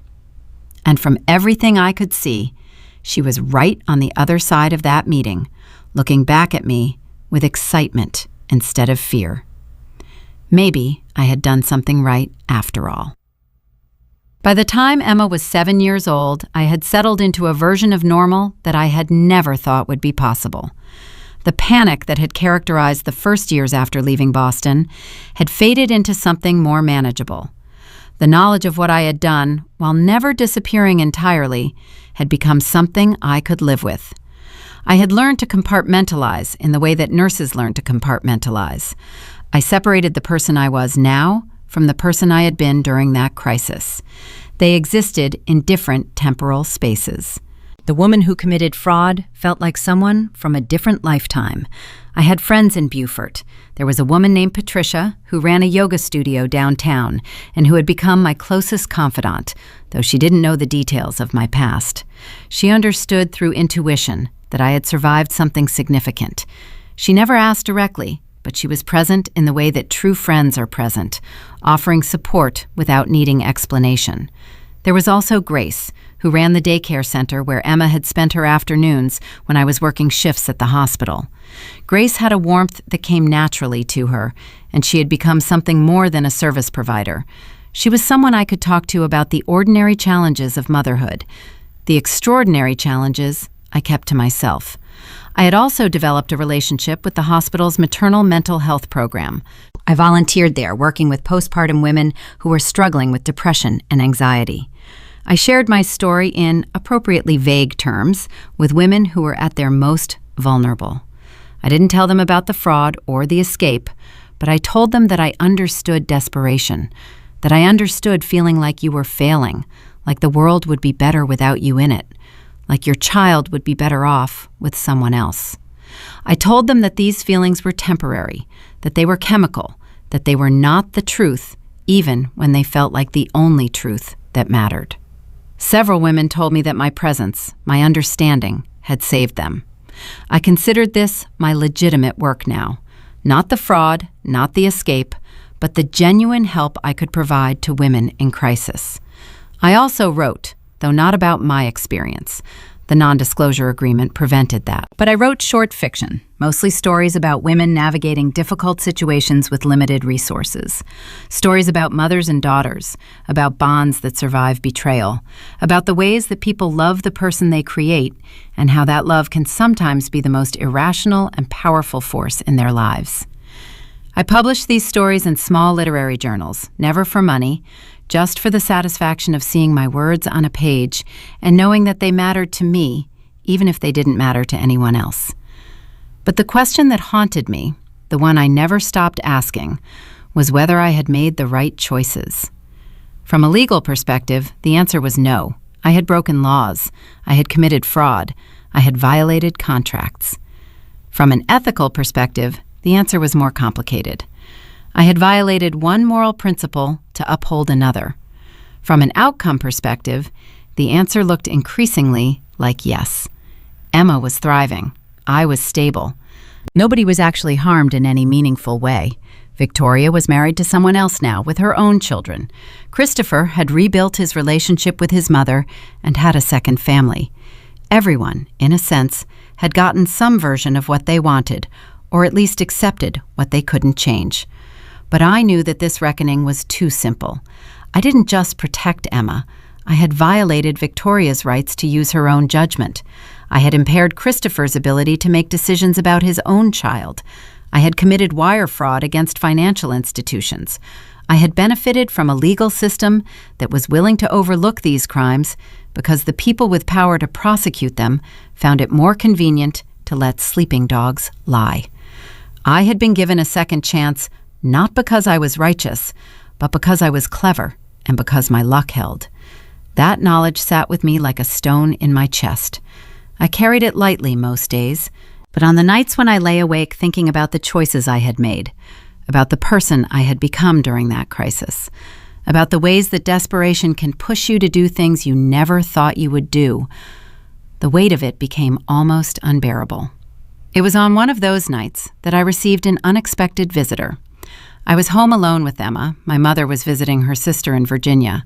We had just finished dinner, and Emma was in her room reading before bed. I heard a knock on the door, and I felt my entire body tense. I didn't get many unexpected visitors. Most of the people in my life knew to call ahead. I opened the door to find a man I hadn't seen in 4 years, Christopher. He looked older than I remembered him. There were gray streaks in his hair that hadn't been there before. There were lines around his eyes that suggested he had been carrying his own burdens. "Luna," he said, and just my name seemed to cost him something. "I need to talk to you." I didn't invite him inside. I stepped out onto the porch and closed the door behind me. "What's wrong? Is something wrong with Emma?" "No," he said quickly. "Emma is fine. I'm just here because I need to understand something. I need you to tell me what actually happened, not the version I've constructed in my head over the past 4 years, the actual truth." I looked at him standing on my porch in the fading light of early evening, and I understood that he had finally come to some kind of reckoning with his own past, that he had spent 4 years wondering what I had done and why, and he couldn't move forward without knowing. "I can't," I said.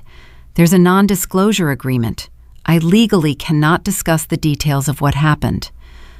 "The non-disclosure agreement was between you and Victoria," he said, "not between you and me. I'm Emma's father. I think I deserve to know what actually happened the day you disappeared with my daughter and $18 million. He was right. He did deserve to know. But the truth was complicated, and I had spent 4 years not saying it out loud. I had spent 4 years keeping it contained in a private document on my computer that I never opened. "If I tell you," I said, "you have to understand that I made choices that I can't undo. You have to understand that the person I was and the person I am now are not the same person. You have to understand that I am not looking for your forgiveness or your approval." "I understand," he said. So I told him. Standing on the porch of my house in North Carolina, with the sound of the ocean in the distance, I told him about discovering his infidelity through his search history. I told him about Victoria's offer. I told him about the adoption papers. I told him about my plan to sign and disappear before the adoption could be finalized. I told him about the fraud I had committed, the money I had taken, the escape I had orchestrated. I told him everything. When I finished, Christopher was quiet for a long moment.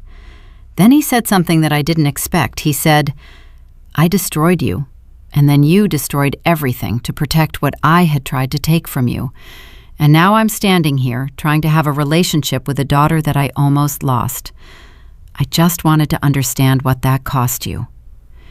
"It cost me my innocence," I said. "It cost me the ability to believe that I was a good person who followed the rules. It cost me the certainty that the world was fair. But it gave me my daughter, and I would make the same choice again." Christopher nodded like he had been expecting that answer. He said, "I'm sorry for all of it, for being unfaithful, for trying to take Emma, for being the kind of person who would let Victoria do what she did. I'm sorry that you felt like you had no other choice." "I appreciate that," I said, "but your apology doesn't change anything. It doesn't undo what happened. It doesn't absolve me of what I did." "I know," he said, "but I needed to say it anyway." He left after that. He walked back to his rental car and drove away, back to the airport, back to Boston, back to the life he had built without me. I watched him go, and I felt something release inside my chest. I had told him the truth. I had stopped keeping it contained, and I was still standing. Emma came out onto the porch, asking what the noise was. I told her that her father had stopped by to say hello. She asked why he hadn't come inside. I told her he had been in a hurry. She accepted this explanation with the ease of childhood and went back inside to finish her book. But I stayed on the porch for a long time, listening to the ocean, understanding that in telling Christopher the truth, I had taken another step toward healing from the person I had been forced to become. 6 months after Christopher's visit, Emma came home from school with a question that I had both been expecting and dreading. She was 9 years old now, old enough to ask more sophisticated questions, old enough to understand that her family structure was different from the families of her classmates, old enough to sense that there were pieces of her own story that she didn't fully understand. She asked why her parents weren't married anymore. She asked if it was because of something she had done. She asked why her father lived so far away and only sent letters.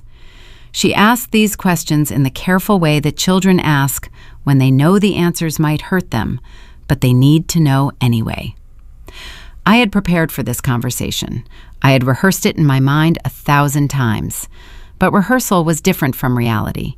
In reality, I was sitting at the kitchen table with my daughter, watching her face as she waited for an answer that would make sense of her own existence. I decided to tell her some version of the truth, not the full truth, not the parts about fraud and money and desperate decisions, but enough truth that she could understand her own story in a way that made sense. I told Emma that her father and I had gotten married because we loved each other, but that love wasn't always enough to keep people together. I told her that we had wanted her very much and that she was the best thing that had come from our marriage. I told her that sometimes adults make choices that affect the people they love, and that sometimes those choices create complicated situations. I told her that I had done things that I'm not proud of to keep our family together when it seemed like it was being pulled apart. I didn't tell her what those things were, but I told her that I had made choices that were difficult and that I would make the same choices again if it meant she would be safe.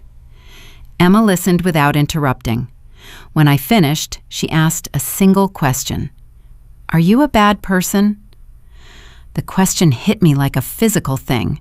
I sat across from my daughter, looking at her face, understanding that how I answered this question would shape how she thought about morality and survival and the complicated choices that adults sometimes have to make.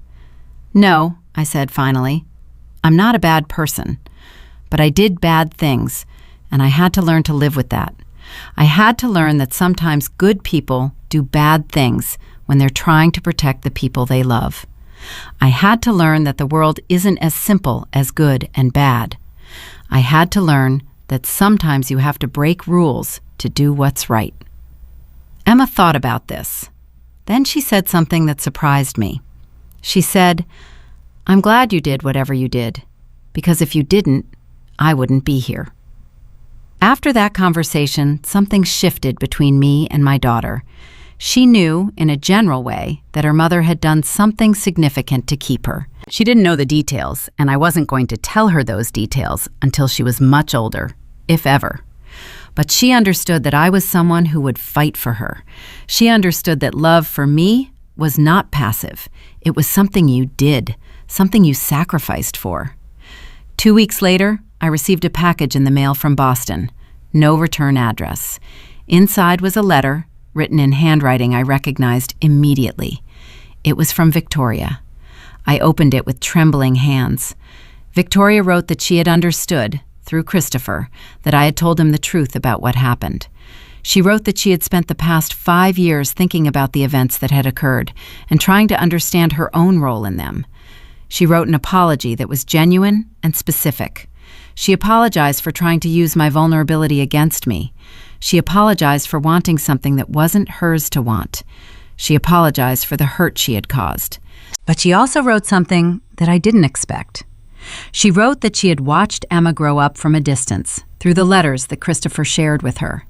She wrote that Emma was clearly thriving, clearly loved, clearly safe.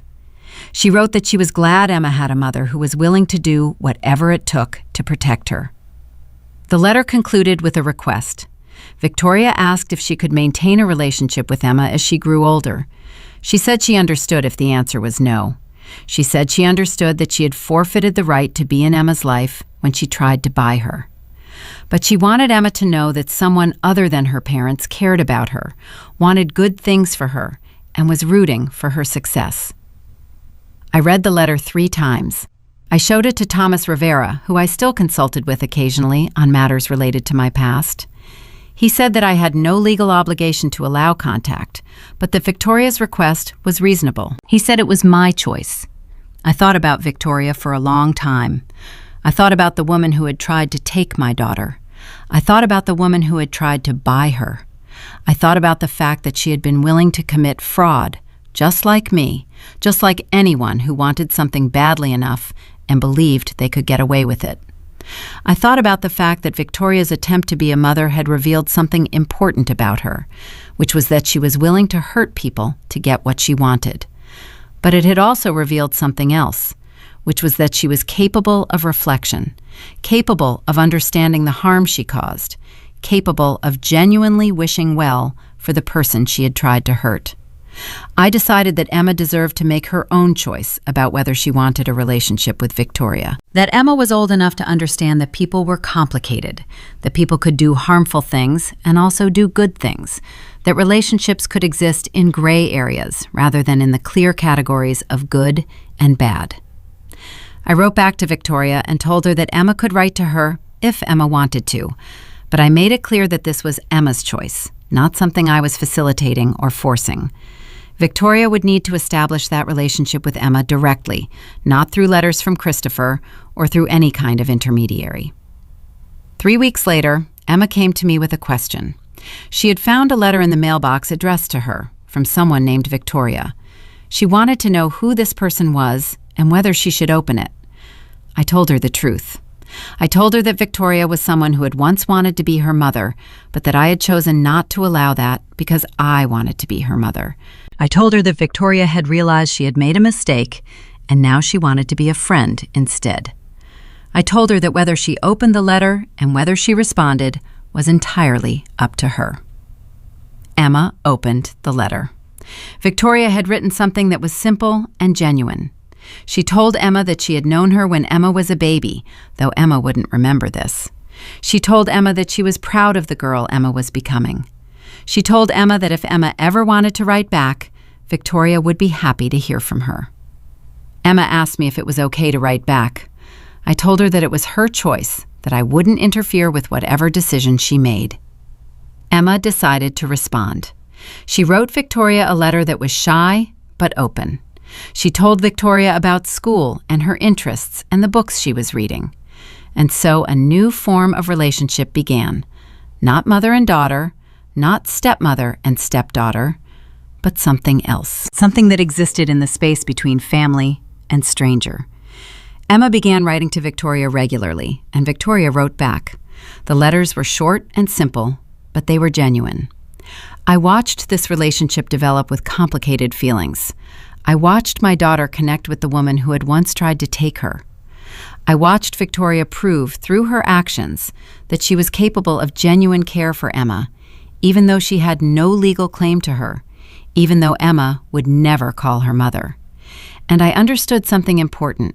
I had spent years believing that I had to control Emma's world completely, that I had to protect her from everyone and everything that might hurt her. But what I had actually needed to do was teach her to navigate a world where people were complicated, where harm and care could exist simultaneously, where forgiveness and boundary setting could happen at the same time. I had protected Emma by fighting for her physically. But what would actually keep her safe as she grew older was the knowledge that she was capable of understanding people, that she could make her own choices, that she could love people without needing them to be perfect, that she could set boundaries without needing them to be her enemies. The question became what kind of woman I wanted my daughter to become. And I realized that the answer was not someone who was protected from the world, but someone who was prepared for it, someone who understood that people were capable of terrible things and beautiful things, often at the same time, someone who could make her own choices about who she wanted in her life and on what terms. Someone like her mother, someone who had learned through the hardest possible lessons what it meant to survive and to thrive despite the circumstances you were born into. By the time Emma was 12 years old, I had made peace with most of the decisions I had made during that crisis period. The guilt had transformed into something more manageable. It had become a part of my history rather than the defining feature of who I was. I worked at the hospital. I volunteered with postpartum women. I wrote stories that explored the complicated terrain of motherhood and survival. I had built a life that was, by most measures, successful and stable. But I had also carried a secret for 12 years. The private document on my computer, the detailed record of everything that had happened during that summer when I was forced to become someone I didn't recognize. I had never shared it with anyone. Not even Thomas Rivera knew about it. It existed in a kind of quantum state, neither fully real nor entirely imaginary. I was organizing my desk one afternoon when Emma came home from school early. She said she wasn't feeling well.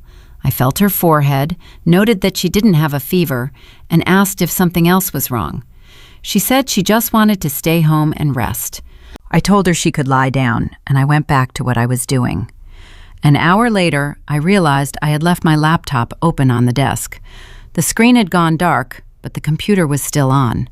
I went to close it down, and that's when I found her. Emma was sitting at my desk, scrolling through files on my computer. She had somehow unlocked the password-protected folder. She had found the document I thought I had hidden. She was reading it. I felt my entire body go cold. The document was titled, "The Truth About What Happened," and it contained everything. Every detail of my fraud, every calculation about the money, every moment of desperation and deception, every consequence and decision. It was all there. "What is this?" Emma asked without looking up from the screen. I could have lied. I could have said it was fiction, that it was a story I was working on. But Emma was looking at me with an expression that suggested she already understood what she was reading. She was old enough to understand the implications. She was old enough to judge me. "It's the truth," I said quietly. "It's what actually happened when you were a baby." Emma finished reading what was visible on the screen. Then she turned to me. "You committed fraud. You stole money." "Yes," I said. There was no point in denying it. The document was right there. She could read it for herself.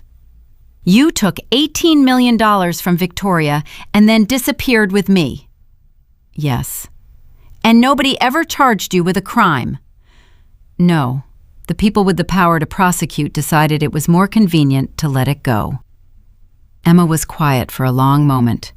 She was processing information that was larger than anything she had processed before. She was trying to reconcile the image of her mother as a responsible nurse and devoted parent with the image of her mother as someone who committed federal crimes. "Why did you write this down?" she asked. "Because I needed to remember what happened. Because I needed a record that was honest. Because someday I thought maybe you would be old enough to understand, and I wanted you to have the truth."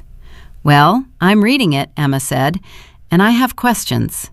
So we sat down together and I answered her questions. All of them. She asked about the infidelity. She asked about Victoria's offer. She asked about the adoption papers.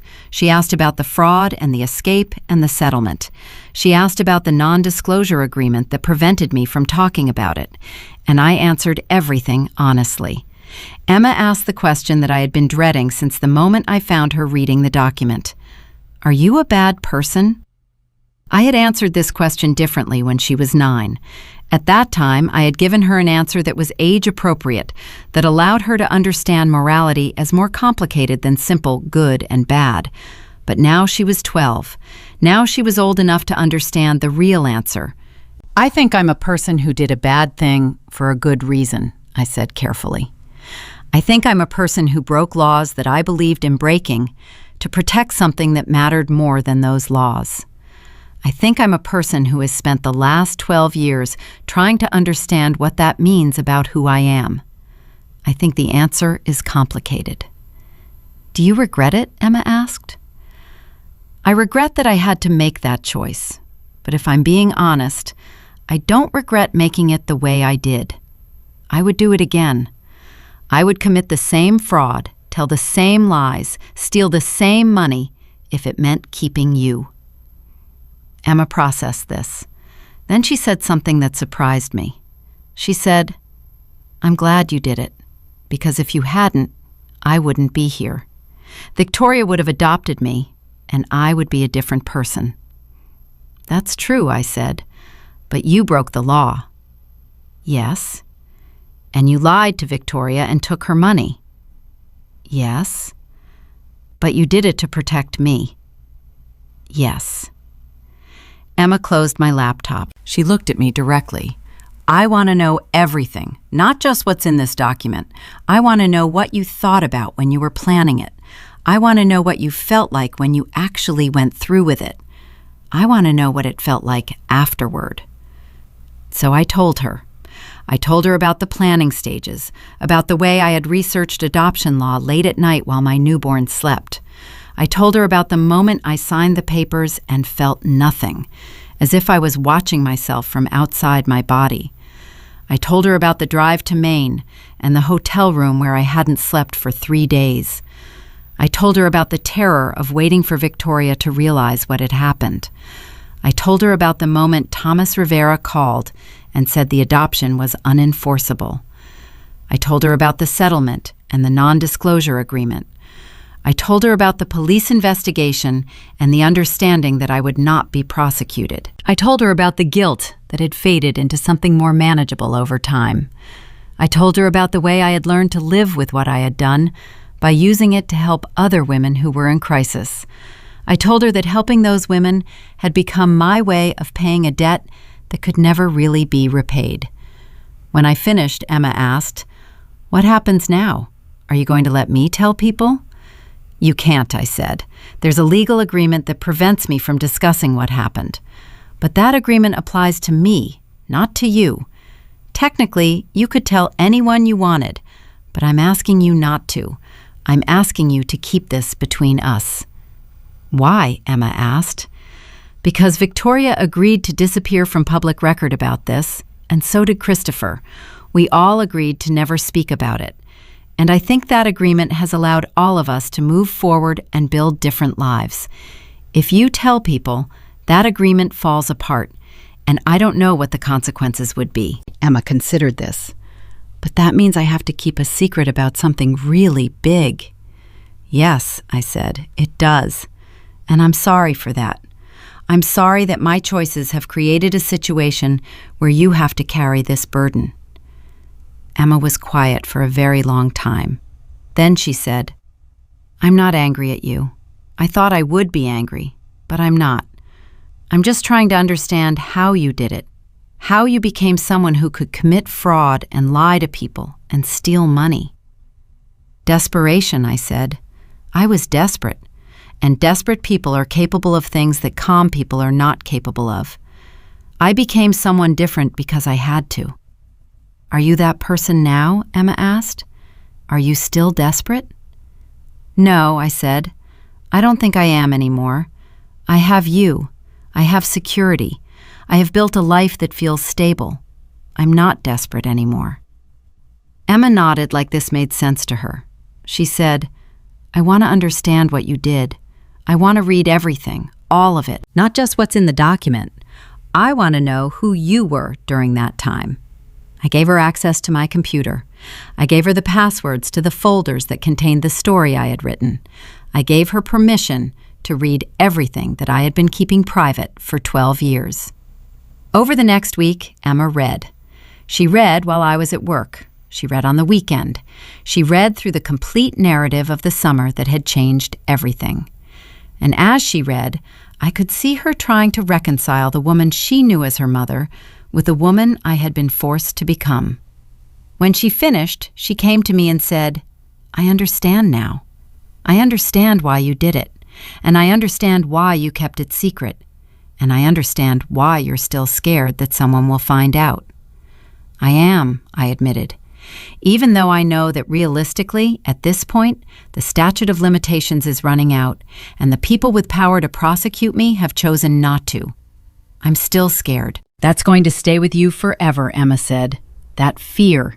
Even when you're old, even after everyone involved is dead, you're always going to remember what you did and be afraid that it will come back to haunt you." She was right. That was the price of what I had done.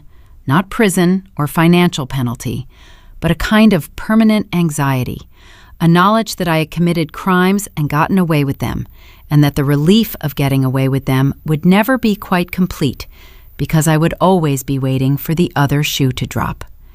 "Yes," I said, "that's the price I paid, along with everything else." Emma put her arms around me. "I'm glad it was you instead of Victoria. I'm glad it was you instead of someone else. I'm glad you were willing to do whatever it took, even if it was illegal, even if it was wrong. I'm glad I have you." And in that moment, with my daughter holding me, I understood that despite everything I had done, despite the laws I had broken and the deceptions I had engaged in, I had gotten the one outcome that mattered. I had my daughter, and she knew the truth about who I was and what I had done, and she still chose to love me. In the weeks after Emma discovered the truth about what I had done, our relationship transformed in subtle but significant ways. The knowledge that she carried about me changed how she moved through the world. She was more thoughtful. She asked deeper questions about morality and survival.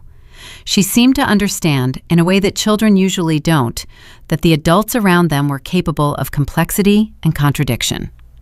She also became protective of me in a way that was both touching and unsettling. She started asking questions about whether I was safe, whether anyone from my past was going to come after me, whether there was any legal risk I should be worried about. I had to reassure her repeatedly that the statute of limitations on the crimes I had committed was running out, that the people involved had made peace with what happened, that I was unlikely to face legal consequences at this point. But protecting her from the knowledge that I was still afraid, that I would probably always be afraid, felt like an impossible task. 3 months after Emma found the document, I received a call from Thomas Rivera. I hadn't heard from him in years. Our contact had become sporadic as the crisis had moved further into the past. But he was calling with news that he thought I should know about. The statute of limitations on wire fraud in Massachusetts was 7 years. I had committed the fraud 10 years ago. The deadline had passed. I was officially beyond prosecution for the crimes I had committed. I sat in my car in the parking lot of the hospital where I worked, and I cried. I cried the way I had cried the night I signed the adoption papers, the way I had cried in the hotel room in Maine, the way I had cried when Detective Morrison said the case was closed. I cried because I was finally, officially, legally safe. There was no longer any possibility that someone could come after me. There was no longer any legal recourse available to Victoria or Christopher or anyone else who might want to pursue charges. I was free. But as I sat in my car, crying, I understood that being legally free was not the same thing as being emotionally free. The fear that had lived in my chest for 10 years didn't disappear just because the statute of limitations had passed. The knowledge of what I had done, the knowledge that I had broken laws and gotten away with it, the knowledge that I had violated someone's rights and faced no legal consequences for it, all of that remained. I called Emma from the car. I told her that the statute of limitations had passed. I told her that I could no longer be prosecuted for what I had done. I told her that I was safe. She was quiet on the other end of the line. Then she said, "Are you happy?" The question surprised me. I thought about what happiness meant. I thought about the difference between being safe and being happy. I thought about the difference between being legally free and being emotionally free. "I don't know," I said honestly. "I'm relieved, but I don't know if I'm happy." "Maybe you will be," Emma said. "Eventually." That night, after Emma was asleep, I did something I hadn't done in a long time. I opened the private document on my computer, the record of everything that had happened. I read through it carefully, word by word, understanding the chronicle of my own transformation. I read about the woman I had been before Christopher's betrayal. I read about the desperation that had driven me to commit fraud. I read about the escape and the settlement and the years of fear that had followed. And then I did something that surprised me. I added to the document. I wrote about the years that had passed since I had last written anything. I wrote about watching Emma grow up. I wrote about the fear of discovery. I wrote about the settlement with Victoria. I wrote about the relationship that Emma had developed with her father and with Victoria. I wrote about the day Emma found the document and asked me who I was. I wrote about the person I had become in the aftermath of the crisis. I wrote that I was someone who understood the difference between legality and morality. I wrote that I was someone who understood that sometimes you had to break rules to protect what mattered most. I wrote that I was someone who had learned to live with the knowledge of her own capacity for deception and fraud. I wrote that despite everything I had done, despite the laws I had broken, I would make the same choices again if I had to. I wrote that I was a mother who would do whatever it took. I wrote that this was both my greatest strength and my greatest flaw. Then I made a decision. I printed the document, the entire thing, all 40 pages of my confession and narrative and reckoning with what I had done. I put it in a folder. I locked the folder in a safe deposit box at my bank, and I wrote a letter to be opened after my death, explaining where the document was and what it contained. I wanted there to be a record. I wanted there to be proof that I had existed and that I had made these choices, and that I understood the weight of them. I wanted Emma to be able to read this document after I was gone and understand who her mother was and why she had done what she did. It felt like I was finally letting go of the burden of keeping the secret completely alone. By creating a record that would only be opened after my death, I was acknowledging that the truth had a right to exist, even if I couldn't speak it while I was alive. A week after I put the document in the safe deposit box, Victoria died. The news came through an email from a mutual acquaintance who had kept tabs on Victoria's life over the years. Victoria had been in a car accident. She had died at the scene. She was 47 years old. I received this news while sitting at work in the hospital during a break between shifts. I felt something shift inside my chest. Victoria was gone. The woman who had tried to take my daughter, the woman who had tried to buy her, the woman who had become something like a friend through her letters to Emma, was suddenly no longer alive. I thought about calling Emma immediately to tell her, but I decided to wait until I could tell her in person. I finished my shift, I drove home, and I sat with my daughter on our porch overlooking the ocean and told her that Victoria had died. Emma's reaction was more complex than I had anticipated. She cried, but not because she was devastated. She cried because Victoria had been important to her in a way that she hadn't fully understood until Victoria was gone. Victoria had been the adult who acknowledged the complicated history between us. Victoria had been the person who had tried to make amends. Victoria had been someone who Emma had learned to care about despite the terrible circumstances of how they had been connected. "What happens to her letters?" Emma asked. "I don't know," I said. "They're yours. You can do whatever you want with them." Emma decided to keep them. She took the box of letters that Victoria had written to her over the years and put them in her closet. She told me that she wanted to keep them because they were proof that Victoria had cared about her, even from a distance. That even though Victoria had started from a place of wanting something she shouldn't have wanted, she had ended in a place of genuine affection and care. The death of Victoria seemed to mark a turning point. With her gone, with the statute of limitations passed, with Emma knowing the full truth, I felt something release inside me. I felt like I could finally start living my life in a way that wasn't defined by the crisis I had survived. I requested a change in my work schedule. Instead of 3 shifts a week at the hospital, I reduced it to 2. I had enough money to live on from the settlement I had kept. I didn't need to work, but I wanted to. I wanted to do the work that mattered to me. I wanted to help postpartum women. I wanted to volunteer in ways that felt meaningful. I also started writing more intentionally, not just stories, but a memoir about motherhood and survival. I was careful not to violate the non-disclosure agreement. I didn't name names, I didn't include identifying details, but I wrote about what it meant to be a mother in a system that didn't protect you, in a world where men with money could threaten to take your child and you had almost no recourse. I wrote about the ways that desperation can change you. I wrote about the person you become when you're forced to choose between your conscience and your child. I wrote about the cost of surviving. I wrote about the price of love. I submitted the memoir to publishers. Most rejected it.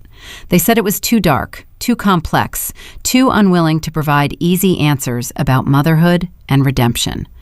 But one publisher was interested, a small press that specialized in memoirs about unconventional lives. They wanted to publish my story. The night I signed the contract with the publisher, I sat Emma down and explained what I was doing. I told her that I was going to write about my experience, but I was going to do it in a way that protected her and protected the other people involved. I told her that I couldn't name Victoria or Christopher, and I couldn't include the specific details of what I had done. But I could write about what it felt like to be a mother in crisis. I could write about the choices I had made. I could write about the aftermath. Will people know it's about them? Emma asked. Some people might recognize themselves, I said, but there's no way to be certain without being explicitly named, and the non-disclosure agreement prevents me from being explicit. Is this allowed? Emma asked. Doesn't the agreement prevent you from talking about this at all? It prevents me from discussing the specific details of the settlement and the adoption and the money, but it doesn't prevent me from writing about my own experience. It doesn't prevent me from writing about what I learned. It just prevents me from naming the people involved or explaining exactly what happened. I'm going to write around the edges of it. I'm going to tell the truth without violating the agreement. Emma nodded like she understood. She said, I think that's a good idea. I think people need to know that mothers do desperate things when they're cornered. I think people need to know that sometimes the system fails you, and you have to be willing to break rules to survive. The book took me 3 years to write. It was the hardest thing I had ever written because I had to be honest about my own failures and my own capacity for deception, while also protecting the people involved. I had to write about desperation and fraud without naming the crimes I had committed. I had to write about survival without explaining exactly what I had survived. But when it was finished, when I held the published book in my hands for the first time, I felt like I had finally transformed the crisis into something that mattered, something that could help other people, something that could be a record of who I had been and who I had become. The book was published on a Tuesday in March. It had a simple title, The Cost of Survival. The cover featured a silhouette of a woman holding a child, backlit against an ocean sunset. The publisher had done a careful job of not making it sensational. The subtitle explained what it was, A Mother's Reckoning with Desperation, Love, and the Lines We Cross. I didn't expect it to sell many copies. It was a memoir by an unknown author published by a small press. It wasn't the kind of book that would chart on bestseller lists. It wasn't the kind of book that would be adapted into a Netflix series. It was just my story, told as honestly as I could tell it without violating the legal agreement that bound me. But something unexpected happened. The book started getting read. People who bought one copy recommended it to friends. Book clubs selected it for their monthly reads. Therapists started recommending it to clients who were dealing with relationship trauma and desperation. Women who had survived situations similar to mine reached out to me through the publisher's website and told me that reading my story had helped them understand their own experiences. Within 6 months, the book had sold enough copies that the publisher decided to do a second printing. Within a year, it had been picked up by a larger publisher who wanted to do a wider distribution. Within 2 years, it was being taught in college courses about women's literature and memoir and survival narratives. I became, unexpectedly, a minor public figure. I was invited to speak at literary festivals. I was interviewed by podcasters about motherhood and survival. I was asked to contribute essays to anthologies about women's experiences. I had become someone who had a platform to talk about the things I had learned. But the platform came with a complication. People wanted to know who the other people in my story were. Readers wanted to know the name of the man I had married and left. They wanted to know the name of the woman who had tried to take my daughter. They wanted the specific details that I had deliberately omitted. I had to say no. I had to remind people that there was a legal agreement that prevented me from identifying the other parties involved. I had to explain that my story was mine to tell, but their stories belonged to them. I had to draw a boundary between what I could share and what I couldn't, and I had to maintain that boundary even when it was uncomfortable. But the requests didn't stop. People online started trying to figure out who the other characters in my narrative were. They speculated about whether my story was even true. Some people accused me of fabricating the entire situation for publicity. Others said that if I couldn't name names, then I was protecting abusers and didn't deserve to be believed. I tried not to read the comments, but it was hard. It was hard to see people questioning the truth of my own experience. It was hard to see people suggesting that I was lying or exaggerating, or that the real victims were the people I had allegedly defrauded. Emma was 16 when the backlash intensified. She came home from school one day and told me that someone had figured out her identity. Not her full identity, but enough that they had pieced together that she was the daughter in my book. Someone had posted online that they had identified who she was and had tried to contact her on social media. I felt my entire body go cold. My daughter. The reason I had done everything. The person I had committed crimes to protect. She was now being stalked by strangers on the internet because of my decision to publish a book about my own experience. I pulled the book from my social media. I stopped doing interviews. I told my publisher that I needed to take a step back from the public side of the book promotion. I focused entirely on Emma and making sure she was safe. But the damage was done. Emma had been connected to the story. People knew who she was. People started to form opinions about her based on the narrative they had constructed about me. Emma handled it with more grace than I would have at her age.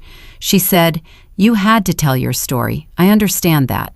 But this is why I can't tell mine. This is why I have to keep the secret of what you did." "I'm sorry," I told her. "I'm sorry that my story has affected your life in ways that I didn't anticipate." "It's okay," Emma said. "I knew this was a possibility. I knew that telling the truth would have consequences. I'm just learning what those consequences look like." Over the next several months, Emma and I learned to navigate the strange space of being semi-public figures. Emma set her social media to private. She stopped going to the coffee shop downtown where she knew people gathered. She became more private and internal in ways that worried me. I wondered if I had damaged her by writing the book, by bringing attention to her story, even though I hadn't named her. During this time, I received an unexpected email. It was from Christopher. He was writing to tell me that he had read my book.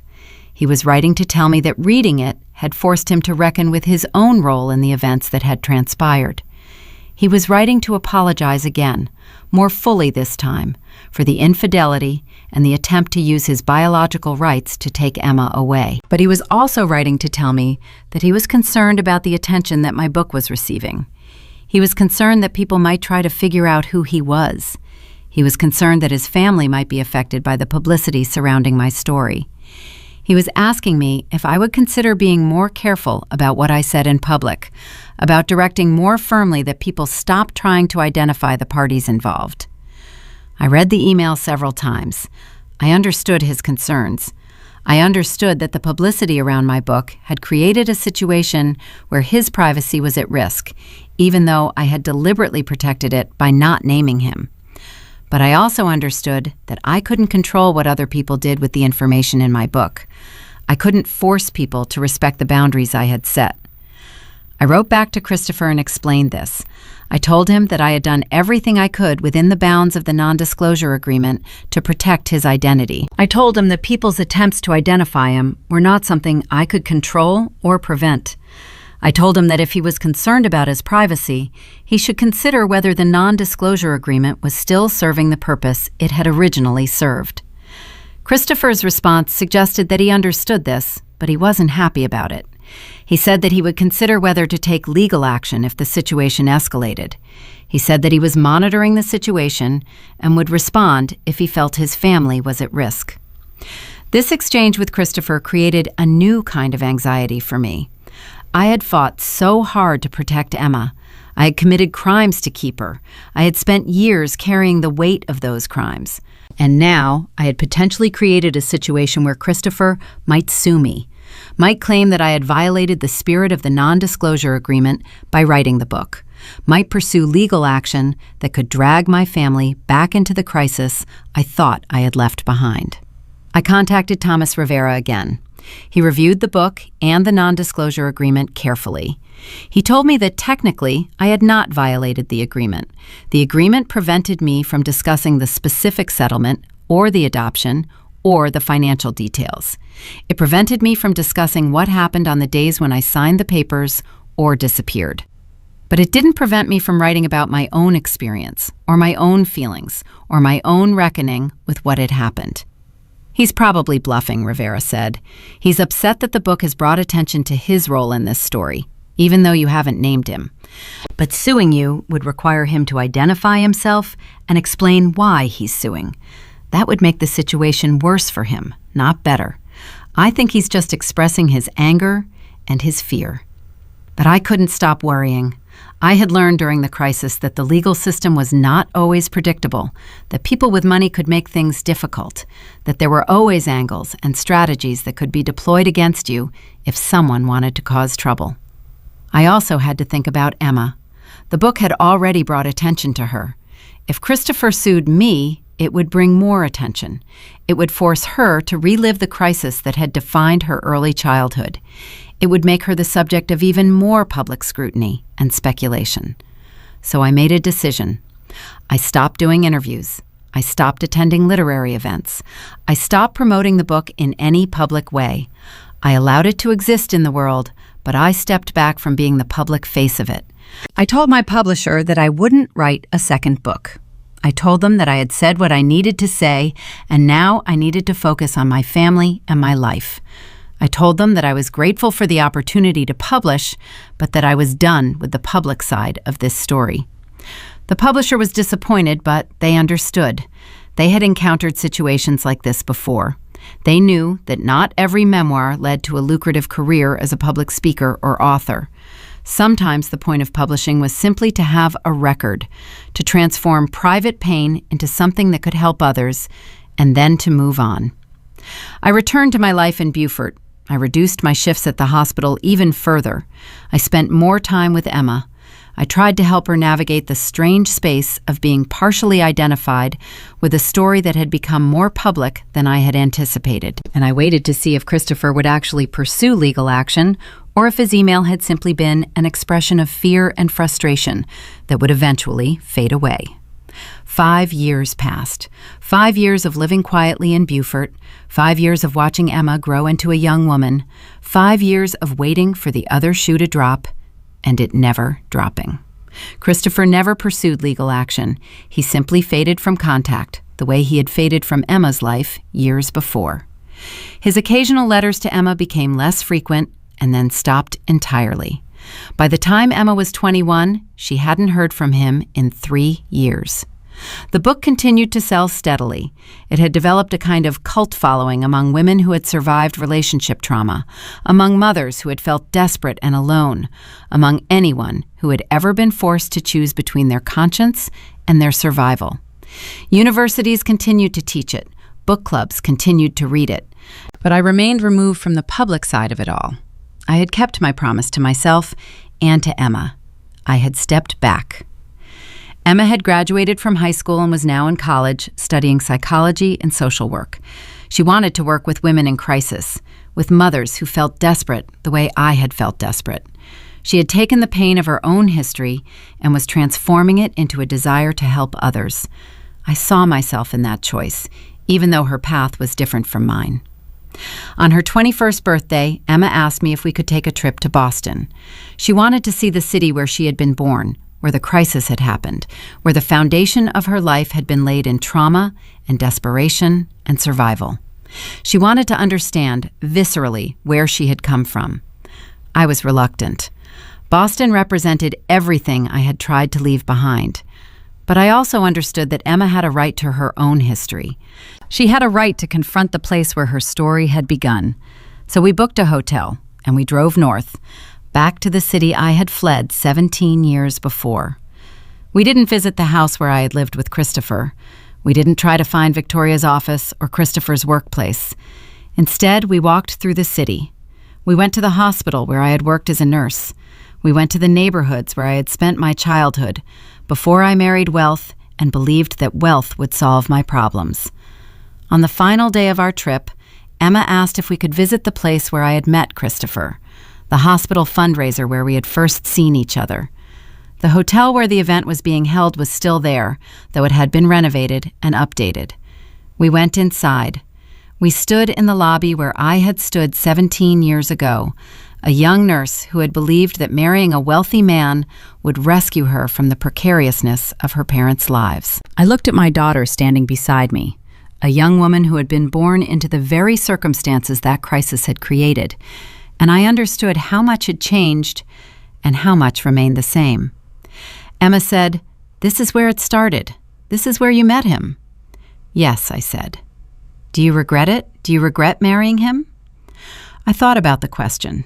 I thought about Christopher and Victoria and the adoption papers and the fraud and the escape and the settlement.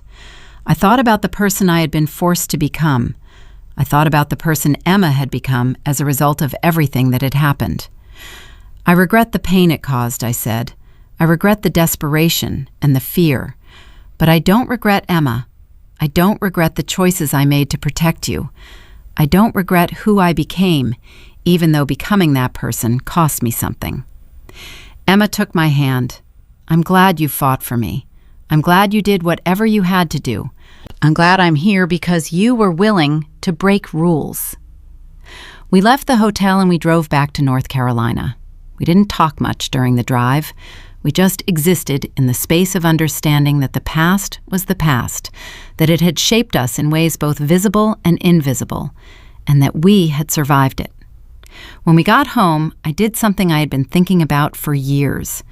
I opened the safe deposit box at my bank where I had placed the private document, the record of everything that had happened, the confession I had written, the narrative of my transformation from desperate mother to criminal to survivor. I made a copy of it. I gave the copy to Emma. I told her that when I died, she would have this record. She would have the full truth.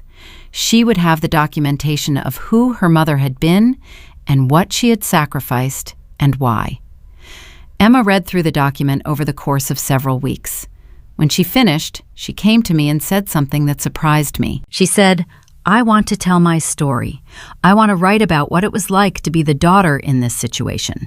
I want to write about growing up knowing that my mother had done terrible things to protect me and what that knowledge did to me." "That would violate the non-disclosure agreement," I said, "because you would be revealing details about what happened." "No," Emma said. "The non-disclosure agreement applies to you, not to me. I can tell my story. I can name names if I want to.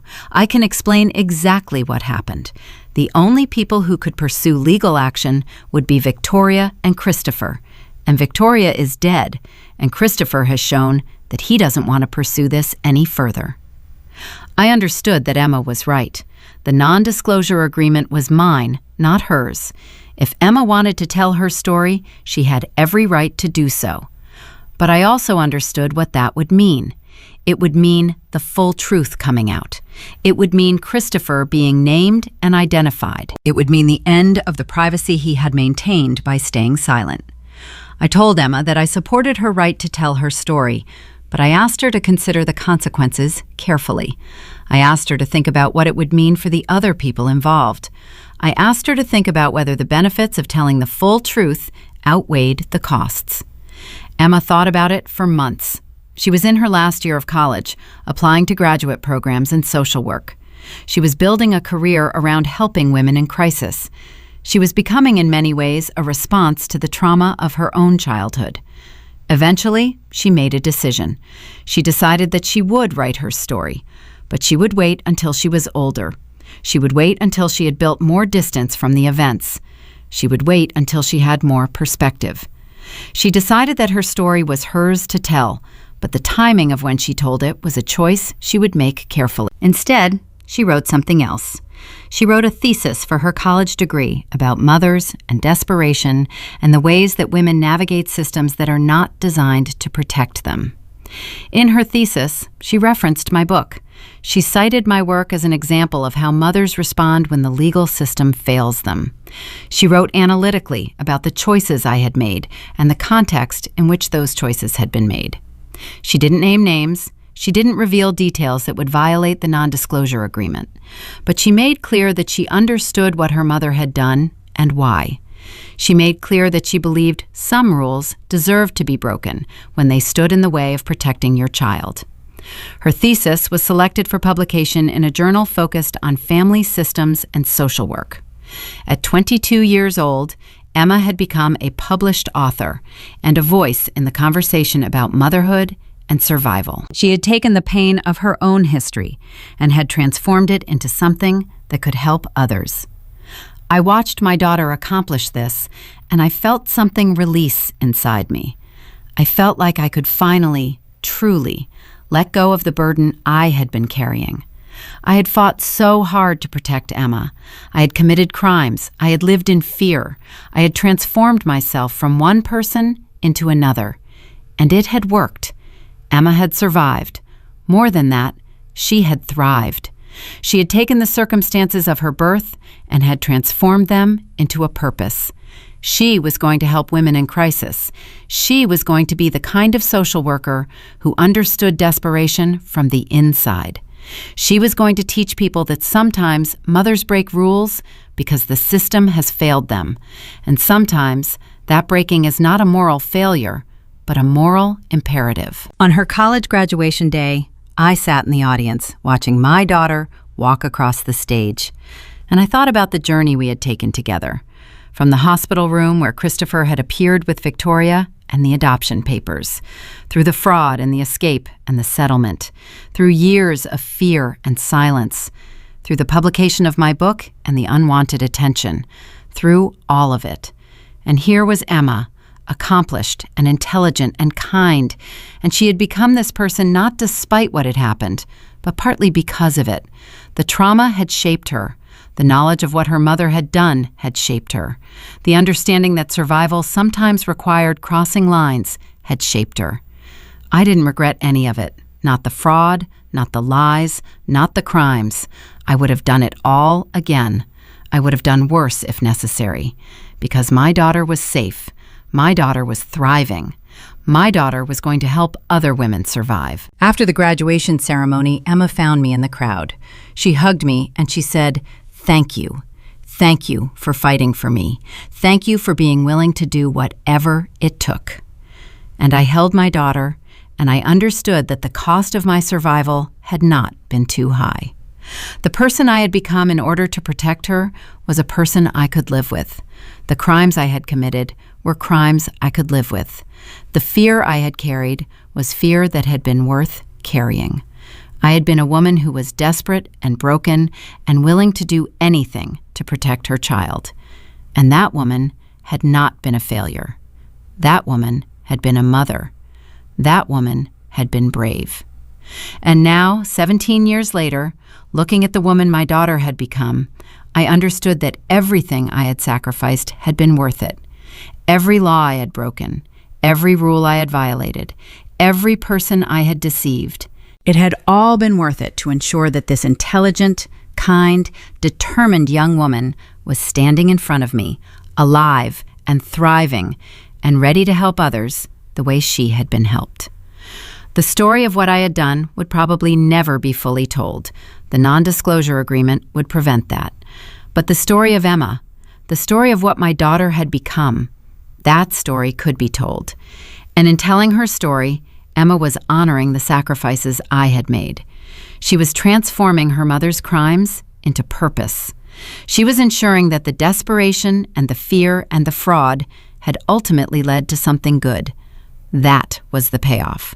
That was the unexpected twist that made everything make sense. Not redemption exactly, not forgiveness, not absolution, but transformation.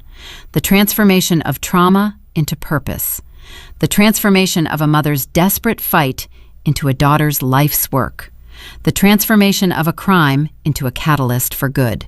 And as I held my daughter on her graduation day, I finally understood that I could let go of the fear. I could let go of the shame. I could let go of the burden of what I had done. Because what I had done had created this moment, this woman, this purpose. That was enough. That was more than enough. That was everything. The story of Luna Martinez reveals a profound truth that challenges our understanding of morality, sacrifice, and motherhood in ways that conventional wisdom rarely explores. When systems designed to protect us fail, when laws are wielded as weapons by those with power, and when desperation becomes the only language that the powerful understand, mothers sometimes discover they are capable of actions they never imagined possible.